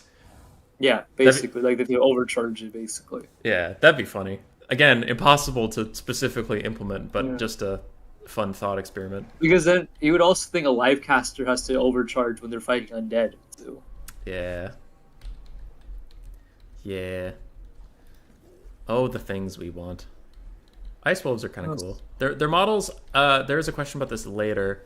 Their models aren't super impressive for being wolves made entirely out of ice. Oh, not at all. No. Like, they just look like wolves that got shaved. Basically. And there's only 36 of them, so it looks like a really small unit also. Yeah. But, well, that question comes later. We've done Real Human Being asks this every time. Most niche unit, most flexible unit, most niche lord, most flexible lord. The niche lord, the flexible lord's obviously Wolfric. The most flexible unit is probably one of the 3 skirmish cav. I'm gonna guess Marauder Horseman. Yeah. Okay, so then what's between the chariot guy and Throg? Who's the most niche lord? And is there a unit that's niche? And by niche, we're not talking about bad. We're talking about they can be good. They just need a situation around them that is perfect. I'd say Throg. Okay. You don't see the Marauder Chieftain just because he's a bad Wolfric. But Throg does offer you the Crown of Command, which is the AoE Crown of Command, which is really nice. It can be good in some situations, especially when you need to hold for a while. Like, that's why you see him in VC, to deal with all that fear and terror stuff. He can do decent against monsters. Like, he'll smack a Manticore, which is nice, but that's about it. So, he's good in the some matchups. When I say some, I mean like 2 or 1, depending on what you like. So, he's better than the Chieftain, which is just always suboptimal compared to Wolfric. So, it's Throg, I guess. And then the most niche unit? Niche unit. I would say Armored Skin Wolves. Yes, I guessed it right. Oh, I'm so excited. Okay. Yeah, it's definitely Armored Skin Wolves in my opinion, because you lose out on speed, but you gain staying power and the ability to actually fight for a bit, which is why they're decent into Bretonia, because the armor is nice against Knights of the Realm. It doesn't help you against questing knights, for example, but it helps a lot when you're fighting non-AP cavalry and stuff like that. Like, Blazing Sun Knights will do a lot of damage to them, but they won't delete them on the charge like they would delete Skin Wolves. And that's why I like the Moss of Savagery a lot too, because 1500 gold, but you get a regen, AP, anti-large unit, which is really cool to have, I think, in a lot of situations. Oh yeah, basic Skin Wolves aren't AP, they're just anti-large. I mean, they have 20 AP out of their 60 weapon strength, so that's pretty good, but still. I think, and then they just flip it for the Moss. It's 40-20 instead of 20-40. I do think you're paying 150 for 65 armor, and then there's a drawback of less speed. It's kind of a dick move, but all right. Yeah. Like, because armor is one of the stats in this game that it's nice, but it really doesn't change it. It doesn't help you, really. Yeah. Yeah. Oopsies. All right. Let's see. Skin Wolves fighting Knights of the Realm. Pretty bad charge. Armored Skin Wolves, yeah, they really don't take anything on the charge. That's nice. Good for them. They're performing way better than the basic Skin Wolves. They're at least trading even. Alright. Good for them, good for them. Troll versus Fimirs versus Skin Wolves from me. Okay. Fimir, we talked about with great weapons and stuff. Ice Trolls versus Trolls, Skin Wolves versus Armored. That's not what we're talking about. We're talking about these 3 units. What is their function in the army? You've said Trolls are pretty good at frontline busting. Skin Wolves, are they supposed to fight Cav? What are they supposed to be doing? And Fimir, What are they supposed to be doing? Skin Wolves struggle to beat. Skin Wolves should not be fighting infantry units, unless it's late game and that's their rear charging. But Skin Wolves are made to support flanking. They're made to be paired with hounds and horsemen and just crush the cavalry and mobile aspects of your enemy. They're not made to go 1v1 against a unit of cavalry like Empire. I mean, they can beat Empire Knights, I'm pretty sure, but they're not like Rat Ogres with their AP and stuff like that. They are more I'm gonna rush the Skin Wolf towards you, and then when you're trying to hit me, I'm gonna side charge you with Ice Wolves, and then you're gonna die because this has 42 weapon strength and now have anti-large on you. Yeah. And then you just kind of circle around the enemy with them. Fimir are really great for defending against charges. They are really good at dealing with, when your enemy is swarming you. They are perfect for that. They are not good when pressing the advantage because they are slow as fuck. Okay. So they're defensive monstrous units. Yes. They're a much more utility-based unit than like at 1450 gold, what you're getting is the ability to fend off a cavalry attack or fend off a monster rushing through your front line. Mm-hmm. So, like, if a Stegodon if a Feral Bastillodon comes through your front line, there are fewer better answers to that than besides a Marauder Hunter Javelin. But a Fimir Grey Weapon will basically do really well. I haven't tested it, but I think they also have really good mass, so they'll pin in, or they'll stop something like Mazda's charge into you. They'll take damage, obviously, because they don't have ITP, for example, but they do have decent leadership for what they are. But they have really good anti-large stats, so that's really good against monsters. And then the trolls. Yeah, don't ever bring trolls. Ice trolls are better. Actually, there is a funny thing where a 9 chevron troll is cheaper than an ice troll. No, it is 14 gold more than an ice troll, but it has like 10 more leadership. So you could maybe want to do that one day, but I like ice trolls a lot more. And, as I said before, they serve the purpose of breaking front lines. They can also you can make them work against cavalry too, but they'll never be the ones charging cavalry, like, head on. They're always something like supporting them with like Marauder Grey Weapon and stuff like that. I see. Okay. So the monsters are all a little different in their use. Mm-hmm.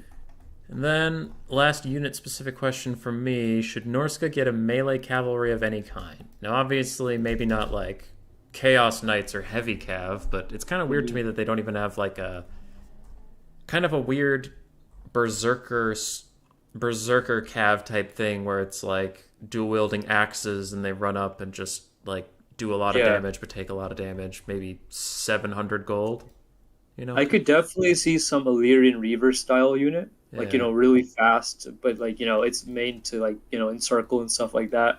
But I would really love a high DPS, low armor cavalry. That'd be kind of fun. It would make Norsca so much better at dealing with Cav-centric factions because Norsca's speed in its hounds doesn't really help you against those kind of factions because you're either playing the kite game against them and just trying to pick them off, or you're really slowly advancing because you can't really beat 5 Knights of the Realm, for example, with Skin Wolves and Hounds. It's just not going to work out well. But if you can encircle stuff with like really good cavalry, like 700 gold, like Nakar Horseman, Illyrian Reaver style, I could see that working a lot better. I would really like that a lot, and I think it'd make perfect sense for Norsca. If you have mammoths and you have chariots and you have horsemen, I think some guy would think maybe we should give the horseman, like an axe or a spear instead of a javelin. Yeah. Yeah. Or again, hybrid. Maybe Norscan specific, like Marauder Horsemasters, Marauder Horsemen, Marauder Horsemen throwing axes. That's all fine, but Chaos have those too. Give them like you could call them like, I mean, maybe even an ROR, but I prefer a basic unit, and it's just like monster hunters or something, and it's like they have anti-large and melee, they have anti-large armor-piercing thrown missiles. Make them a little more expensive, make them kind of a hybrid cavalry / skirmish cav unit. And So like the Black Spot, but as a cavalry unit. Yeah, just like, I don't know, something to make Norsca feel special. Because the fact that they have the exact same skirmish cav as Chaos, but then Chaos have like, better infantry, and their monsters are still pretty good, and yada yada. And someone mentioned in chat earlier, you guys don't even have Chaos spawn, which You don't. Kind of sucks. It's stupid. It's sad. But I do think I would really like a ROR horseman that does frostbite, because that makes perfect sense. But I don't see why there isn't one. The chill god. Yeah, that'd be nice. I would love that. Yeah. I also wouldn't mind. Ooh, this just came to me. Like I'm spitballing because I haven't thought about this beforehand, so it might come off stupid, but like ice whites or something. So you have an undead unit for Norsca, maybe an ROR, where it's like they crumble instead of breaking, but they still get the enrage mechanic and stuff because they're just like Norskins that froze and came back or something, like a Marauder Champion ROR, and it's like these kind of like ice wolves. I mean, their models suck, but the idea is that like they're made of these pure ice wolves. It's like the spirits of Viking warriors long ago, just pure ice sprinting at you, trying to kill you. I think that could be cool. You could also, because Norskins are very corn centric, I mean, just by the nature of them, you could also make it a fire based unit also instead, and have it like as a blessing of corn kind of thing as an ROR. That's true. I just And like make them fire resistant. I want to see more cool stuff from Norsca because they're kind of meant to be the cool but not super meta faction.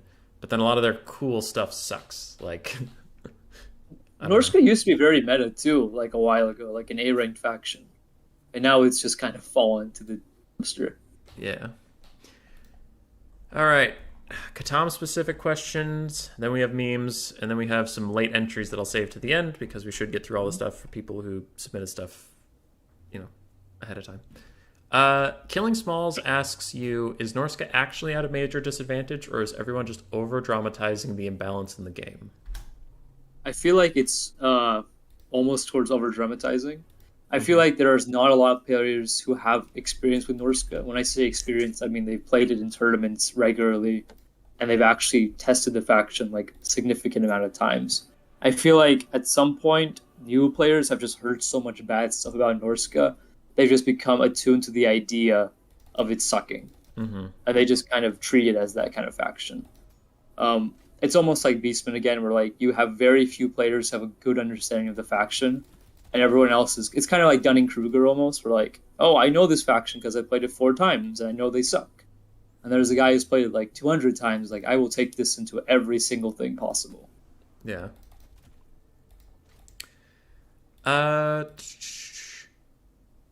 How can the Norse campaign get less shit? Hank Cyrus. Let them build walls. Let them build walls. They know how to build walls, dude. They're not stupid. How do you think you survive Norscan winters when all the stupid monsters come out of the forest without walls? You know what's funny is in my campaigns, I almost never build walls because I am a very economy-focused player. And I rely on my armies to defend me before anyone gets to me rather than let the enemy get to me at all. Which I'm not saying is a great way to play. There's a reason I don't play on Legend, but it's just funny that it's like everyone's memeing on the why can't Norsca build walls? I'm like, wait, people build walls? Yeah. Also, they really need. There is this very fun thing about Norsca campaigns. By like turn 10, 2 of the High Elves princes will always deck on you for no reason. That's weird. And then you'll spend 40 turns watching them run through your lands, taking attrition, and taking your unwalled settlements. And you're like, why are you doing this? You're just dying to this for no reason. And then you realize you're talking to the AI. And that's why half my Norsca campaigns are me beating up Bretonnia and then going to Sartosa. Because Sartosa, just a single settlement there, is equivalent to the Norscan entire economy. Jeez. Yeah. So, it's fun. I honestly tried a Throg campaign. I got in a little over my head because I didn't know how hard the monster hunts were going to be. And I was like, oh, I want a Frost Wyrm in the early game. That sounds fun. Oh, God, this campaign battle's impossible right now. So I lost my entire army. And I am... I played XCOM a lot when I was younger. So I am very much against loading saves. I am a very accept my consequences type of person. So then I was like, I can come back from this. I didn't. So I'm like, I'll try this again another day. And another day never came. Yeah, I think the monster hunts are definitely the most flavorful part of Norsca's campaign. They're very fun. And it's very fun to watch all the monsters you killed join your army. And then you run over the entire world with 15 mammoths, a giant frost worm, and a bunch of other stuff. Yeah. That's what Norsca has going for it. It still has like the best field stack of 20 mammoths. 20 mammoths is really good versus the AI. And when the AI bring it into you, it's like, man, unless I have like Because Skaven player, haha. Unless I have like 5 Rattling guns, just like, oh, this is gonna be a bad day. Mm-hmm. All right. Oh, these are a lot of good questions actually. Should Throg's subfaction get more monsters but lose the ability to use humans? Hank Cyrus. Let's say that's campaign, because multiplayer, that's just not really tenable. It's a very Draika-esque thing, isn't it? Because that's what Draika's thing is. Like, she only recruits very few elves, but it's a very, dryad, tree monster-focused faction. Yeah. And I could see that working for Throg because his title is the Troll King, not the Human King. And I think they should have let him recruit stone trolls, for God's sake. But no, he only has access to 2 types of trolls. Especially with Rakarth in the game, where his campaign gets a bunch of cross-faction units, you think Throg could get every troll type. Like, he doesn't even have a river troll hag. It's such a sad life for the guy. Yeah. I feel bad for him. And Turin is constantly petitioning CA for Thrag, wife of Throg. So maybe someday we'll get it with the power of Turin. One day. Okay, alright.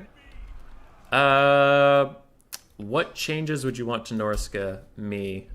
Let's say campaign again. Well, no, you mentioned that with the campaign units, so that suck. I guess online, anything you want changed besides, like, added units, because we talked about that, but, like, with the current roster, if CA came to you and said, listen, buddy, we're going to do you a solid, what do you want? Okay, first of all, decrease the price of Marauder Horsemen to 500, because the enrage mechanic is useless for them, because you're not going to be getting that mechanic ever used. It only charges the melee, right? Yeah. So what's the point of it? Oh yeah, for the horsemen, they're never going to get that. Because they need to be in melee for 45 seconds to even get stage 1, which is just some leadership. Yeah. Okay. That would be really nice of you. Second of all, fix the stupidity of your frost ideas and decide what deserves, an extra fire weakness and what doesn't. Because that'd be really nice. Take it off them for good. That'd be really nice too. And make it actually worth taking them sometimes. Give Fimir ITP. You're paying 1,500 gold for them. I think they deserve ITP. Who cries and Chosen, but still. Chosen at least have leadership. I forget who talked to me about it, so this is not my idea, but I don't know who to credit. There was something about, like, if a unit is worth over 1,000 gold, it should just get ITP. Yeah, I could definitely see that. There's so many things, like Phoenix Guard don't have ITP, and it's like you guys were trained and you have that lore thing where you know exactly how you're gonna die, and then you see a dragon, and you're like, ooh, a dragon! They have to run away, and I'm like, you know whether or not that's gonna kill you. They just forgot in the moment. Clearly, they just forgot. But it's gonna kill. If it's gonna kill you, it's gonna kill you, and if it's not gonna kill you, then fucking kill it. I don't know. Exactly right. It bothers me. And you know what I would love for Norsca? What? A ITP removing aura. That would make so much. I would love that so much. That would be very interesting. I am always for like specific mechanics. I think it would play a lot into the Terror of the North theme they have going. Like, oh, you have ITP? Well, this is a mammoth, and you've never seen this before in your life. Now run. Yeah. That would be And I think the Wyrm should be a lot cheaper. Like, a lot. A lot cheaper. He is a good unit, but god damn is he expensive. Like, even butt naked, he's 1,150. And make, give Martyr Champions 10 more melee attack, and I'll be happy. Ish. I agree. Are there any winds of magic missing from Norsca? Me. And not like, oh, I want Lore of Life, because Lore of Life's good. Like, thematically, are they missing something? Well, they're the Beast faction, so I think Lore of Beasts makes perfect sense for them. But they don't have Lore of Beasts for some reason. But Britonia does, because Britonia. But, the faction that literally makes its living off hunting the monsters of Norsca, I think they'd be attuned to the, the lore of beasts. It makes kind of sense to me, at least. I think if they're going to add lore of ice to Kislev, the faction that also lives in the frozen cold. Well, actually, lore of ice is very Kislev specific, so never mind. It's Kislev focused, yeah. Yeah. So lore of beasts is definitely what they should add. I'm kind of surprised you guys don't have lore of beasts. I guess they're just I was like, ah, of course they have it, but they don't. Kind of like Beastmen didn't have feral manticores until this last DLC, and I just kind of assumed they always did. Yeah, but you just summon them instead of purchasing them. Yeah. Okay. Yeah, because what's more shaman than summoning a flock of crows to peck at your Hmm. enemies? That's a trope. That's a shaman trope. It literally is. Yes, he literally wears like the the skin carcass of a wolf. So I think he should have attunement to lower beasts. But Yeah. All right. yeah. Hammond was asking in the chat about it, but there are questions coming up of Fimir, so we can hop right into it. Oh, this question starts with an if not, but it's not in the order it originally was, so I don't know. Uh, 2 units of each tribe of chaos race to be added to the Norscan roster, or just stick to more familiar units instead. Hammond, that question doesn't make sense out of context. I also think you may be talking about the tribes of chaos, which we discussed earlier. So I'm gonna skip that one, just because the order of questions got mixed up. So what I do, so to pull back the curtain, I copy paste the entire Discord chat into a Word document, and then I delete your names and timestamps and put it after the question, so I can tell who asked each question. And then I put them into categories so we can have a coherent conversation about a faction. So if you ask me if this then question, there is like a 1% chance those stay in the right order. Future heads up for anybody out there. Don't do that. Just put it in the same question. Okay. But more Fimir questions from Hammond. If Fimir get an expansion, and like we get a Fimir Caster Lord, cool. Hmm. What creature should Fimir ride if you could create a new creature out of thin air? Would it be fast, or would it be tanky, or what? That's from Hammond. Well, okay. So actually, so Fimir had their own faction. I think it was so basically Fimir wise, they were never really connected to Norsca. They used to live on this island called Albion, which Mm-hmm. is where our card starts now. But they had their own entire thing, and most Fimir aren't built as super giant turtle tanks like Fimir warriors are. Mm-hmm. Like Fimir matriarchs are super like they're like almost human like, but they just have a giant single eyeball. But we don't talk about that. But they would be the ones who would ride on something almost like a sync oracle. I could definitely see them riding.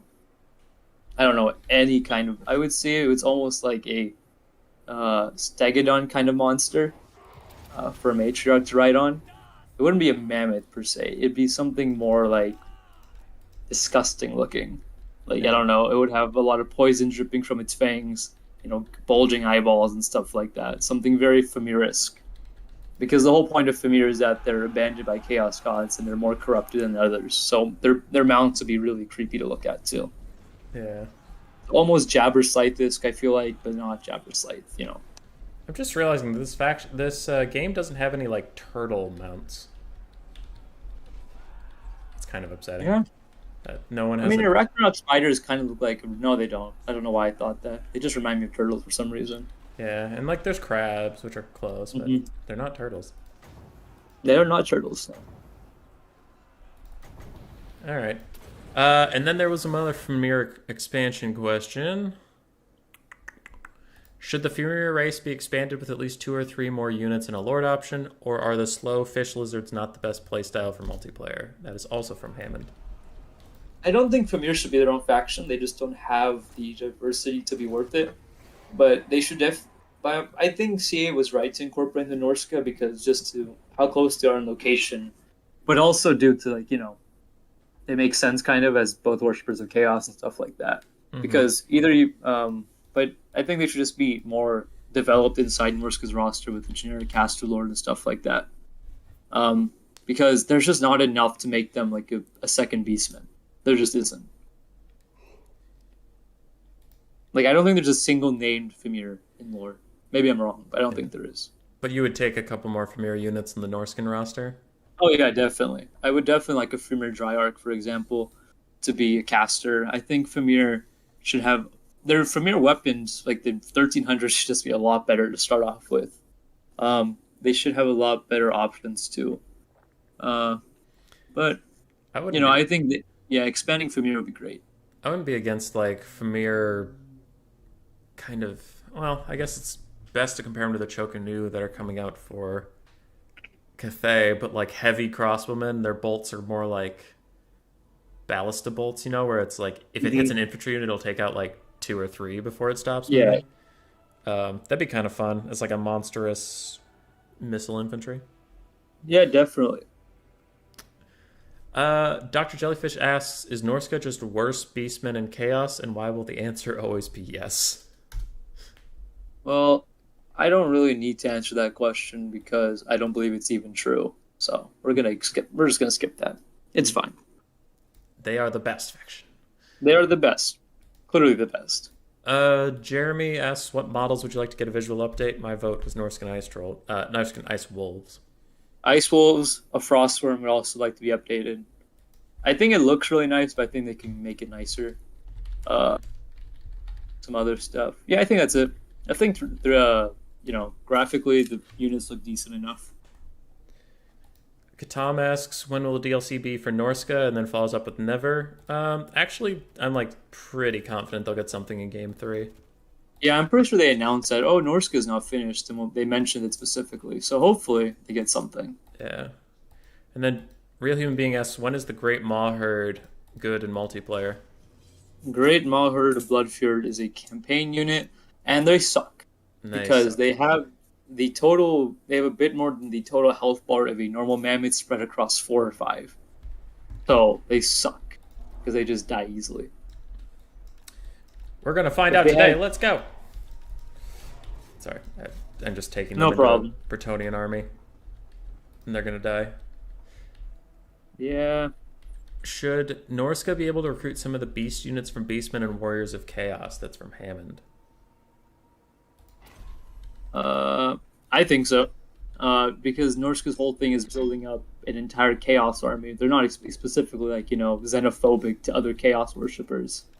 I mean, we already talked about Knights of Bretonnia, but they clearly have no problem with dealing with Chaos Dwarves and stuff like that. So I don't see why they have a problem with dealing with other Chaos worshippers.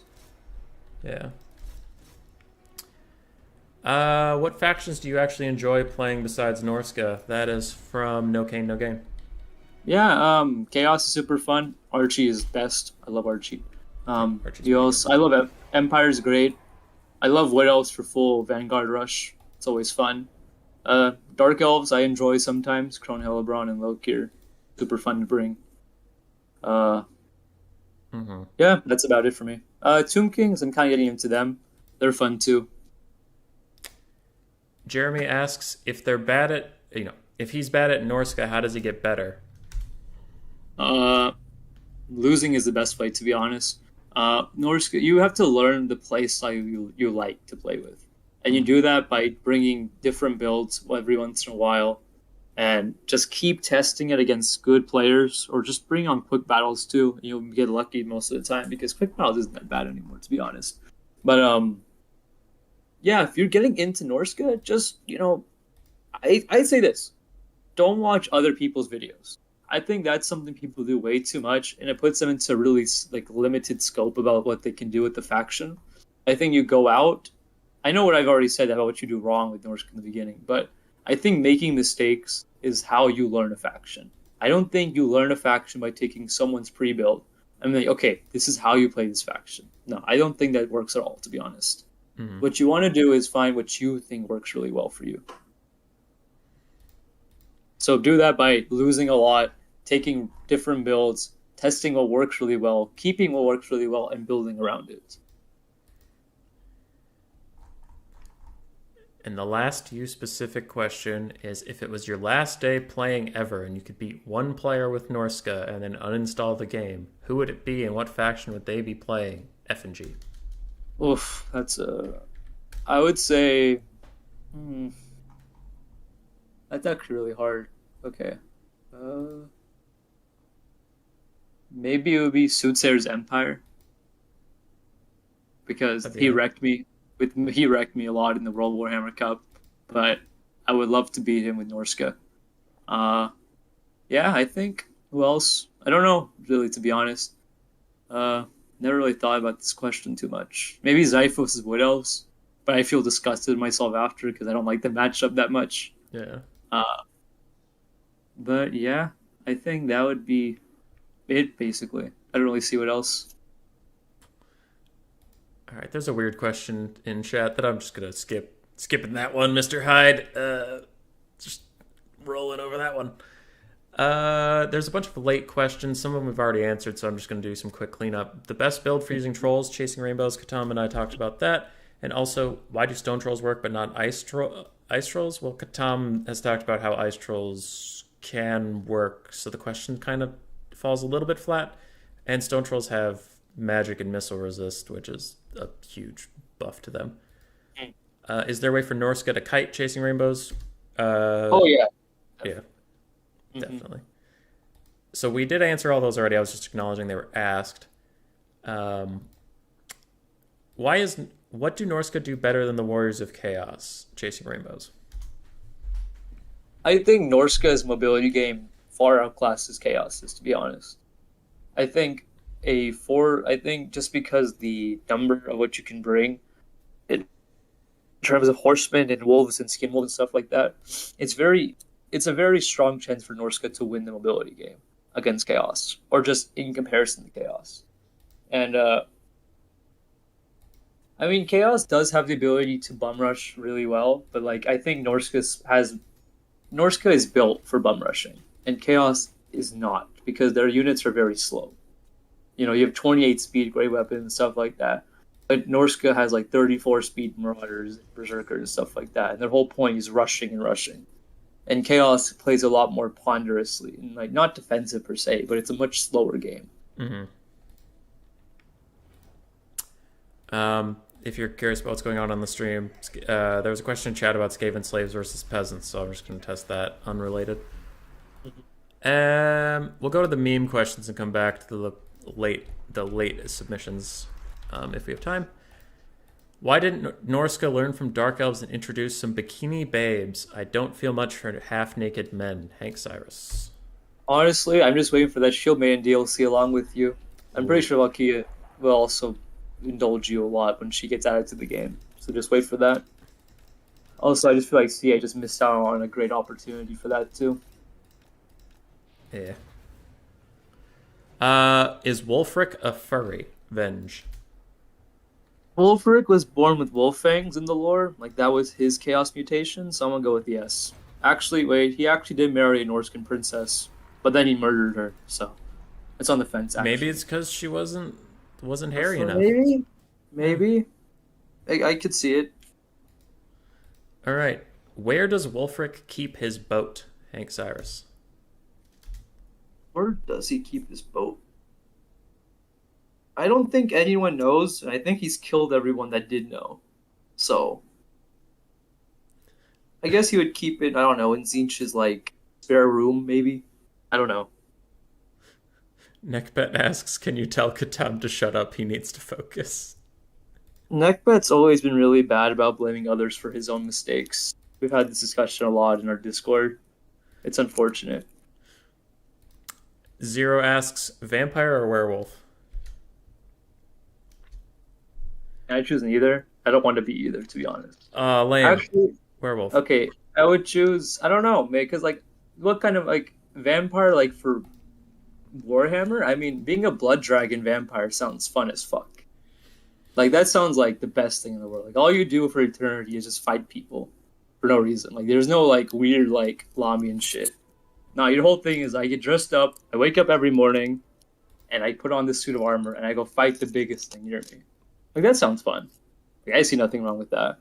But a werewolf, Warhammer werewolves kind of suck because they don't really come back to being humans. So, Warhammer werewolves do suck. I will give you that. In common folklore, I like werewolves more than vampires. But in this game, vampires can literally raise entire armies by themselves, and werewolves die. good. Yes. So, okay, fine, you win that one. Who would you prefer your daughter brings home to meet you? Sigvald, but he will leave with your wife as well. Lord Skrulk, Torx the Brass Bull, Luther Harkin, or Skarsnik? That's from Jeremy. Luther is liable to rob me of everything I own and then shoot me with his split personality. Skarsnik, would be kind of funny, I imagine. He'll most likely get me high on shrooms, and then most likely, but I would question my daughter's choice in men at that point because he's a mushroom. Yeah. Let's go with Skarsnik. Yeah, I let's would go with also go Skarsnik. with Skarsnik, but if she brought home Sigvald, I get it. I'm like, okay, I I, get it, I get it. but like I don't like it. Yeah. Uh, Jeremy also asks, I've been told I'm supposed to simp for Ariel, Direfin, Isabella, whatever's under Gelt's mask, the River Troll Hag, and Ikit Claw, but not Kalita or Alariel. Who or what am I supposed to simp for on the Norskin roster? And not Valkia, we discussed her earlier, but she's not on yeah, the roster. you can simp for Seafang. Okay, it's the first. Yeah, you can simp for the ship, or you can simp for the ice trolls. No, simp for the frostworm. Do that. That's what you Frostworm. need to simp for. Yes. Got it. Jeremy also asks, I've been told Norsca is the caveman faction. How do they feel knowing the lizardmen are actually better than them at being cavemen because they have clubs and less hair? They also have scales. I don't really see the purpose of being a caveman at that point. You're a cave lizard. Yeah. Uh, my answer to that is that I don't need to address that question. You got it. Should Kremlo the Slawn be introduced as a real legendary lord and not just a meme mod? He's apparently a blue Slawn that went rogue, and he's from very early lore. That's from Hammond. Do you want a Slawn? Remember the slot. I mean, to be honest, anything that adds to the fun of the game should definitely be added. I see nothing wrong with that ever. Who cares if he was a meme at some point? I don't even know who he is. I'm looking him up right now, but it adds fun to the game. I think Chaos Lizardman would be really cool. I don't know if he became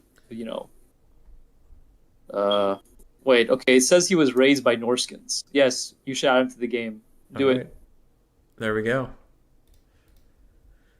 What is the best and worst smelling unit on the Norskin roster? That's from F and G. Well, I'd say a mammoth stinks to all hell. I would say a frostworm or like an ice wolf doesn't stink that much because it's literal ice. Like it might stink obviously, but not compared to anything else. Okay. Which Norskin lord would be best to be roommates with, including the Fimir matriarch and generic lord? Okay. Throg is liable to eat if he's in a bad mood. Wolfric is liable to kill me if I don't pray correctly to the Chaos Gods. I feel like I could get the Marauder Chieftain to be okay with me if I just get him pissed drunk every night, which shouldn't be that difficult. You just take him to a frat party, let him go crazy. And I feel like the Premier Matriarch, I feel like she'd be that weird roommate you never talk to, and you just idly acknowledge each other's existence as you pass each other. Because, yeah. So, if you want some, spice in your life, or if you want to, have a roommate that talks to you, go for the Marauder Chieftain. If you want, quiet and some peace, you bring from your matriarch. But she'll be liable to bring her brothers and cousins over, and they'll most likely break up your entire apartment. See, I think you're objectively wrong there because Wolfric the Wanderer would never be home. Like, he would come home once or twice a year, and you'd be like, hi, honey, welcome home, please don't beat me up. And then he'd leave, and you'd be like, peace and quiet for 11 and a half months. And then he drags you along with him one day. Well, shit. Yeah. All right, where does Norsca lie? I modified this question, Jeremy, because I didn't even possibly know how to answer, even in a joke. So there's a sandwich alignment chart he posted, but, it's the D&D chart, the neutral, lawful, chaotic, good, neutral, bad. Where does Norsca align on that chart? What is the chart again exactly? It's you can be good, neutral, or bad. And then if you're good, you could be lawful good, okay. neutral good, or chaotic good. And chaotic good's the anti-hero kind of thing, where it's I don't play by the rules, but I still do good stuff. Oh, that's disgusting. No, that's the opposite of Norsca. Norsca's chaotic evil. Yeah. Yeah. Yeah, I suppose they would be chaotic evil. In general, they're chaotic evil. I mean, there are some Norskins that are definitely not chaotic evil. I'd say Wolfric is lawful evil. Yeah, Wolfric is extremely lawful evil. Sigvald is chaotically evil. or is he lawful? I would say, He's chaotic. uh, yeah, he's definitely The whole chaotic. end times was Throg following him around, being like, "Yo, we need to go over here," and Sigma was like, "Shut up, you hideous monster," and did whatever he wanted.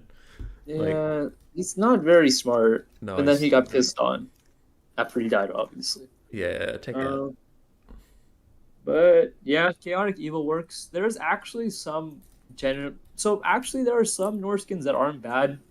Like Mordkin isn't a bad dude at all. Like he only invaded the Empire because he killed his entire family. So there are See, some. I mean, in general, it's chaotic evil, but there are some neutrals. yeah.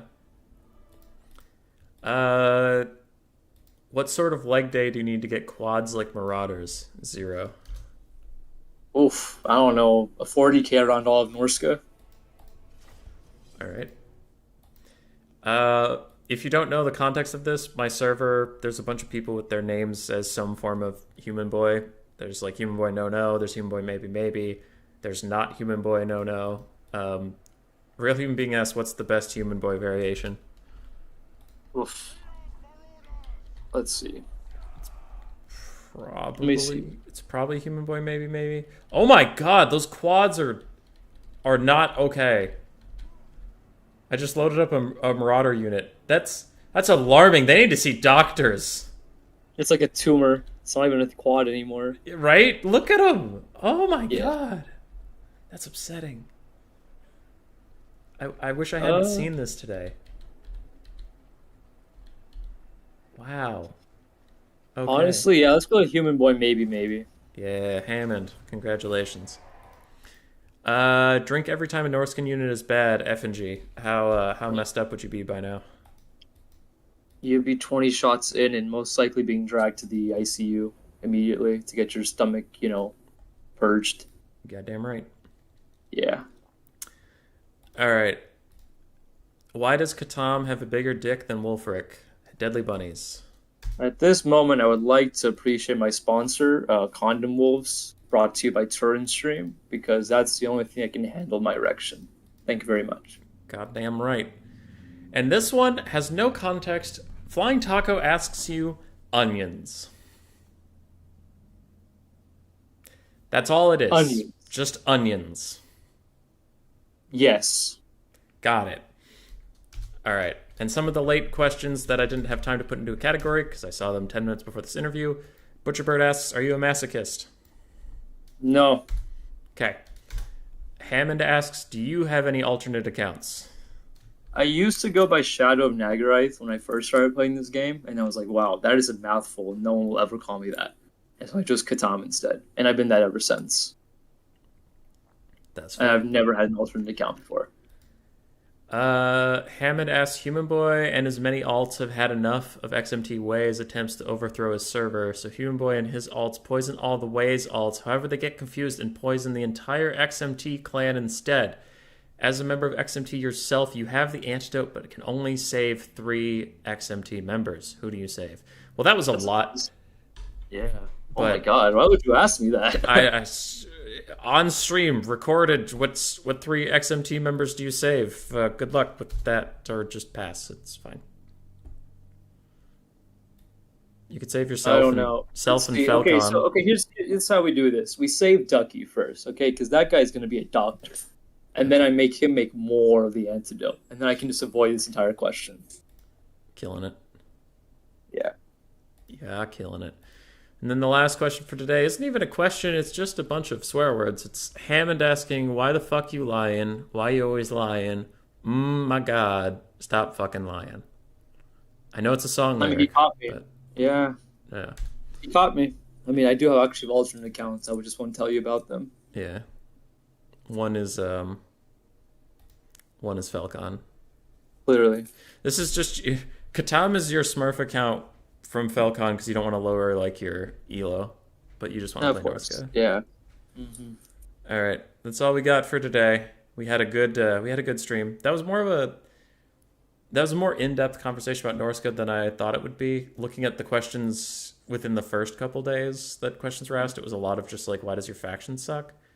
But then some good ones came in, and then you just, you took some questions that were memes and talked about real stuff. So we actually, I think we covered Norsca pretty good.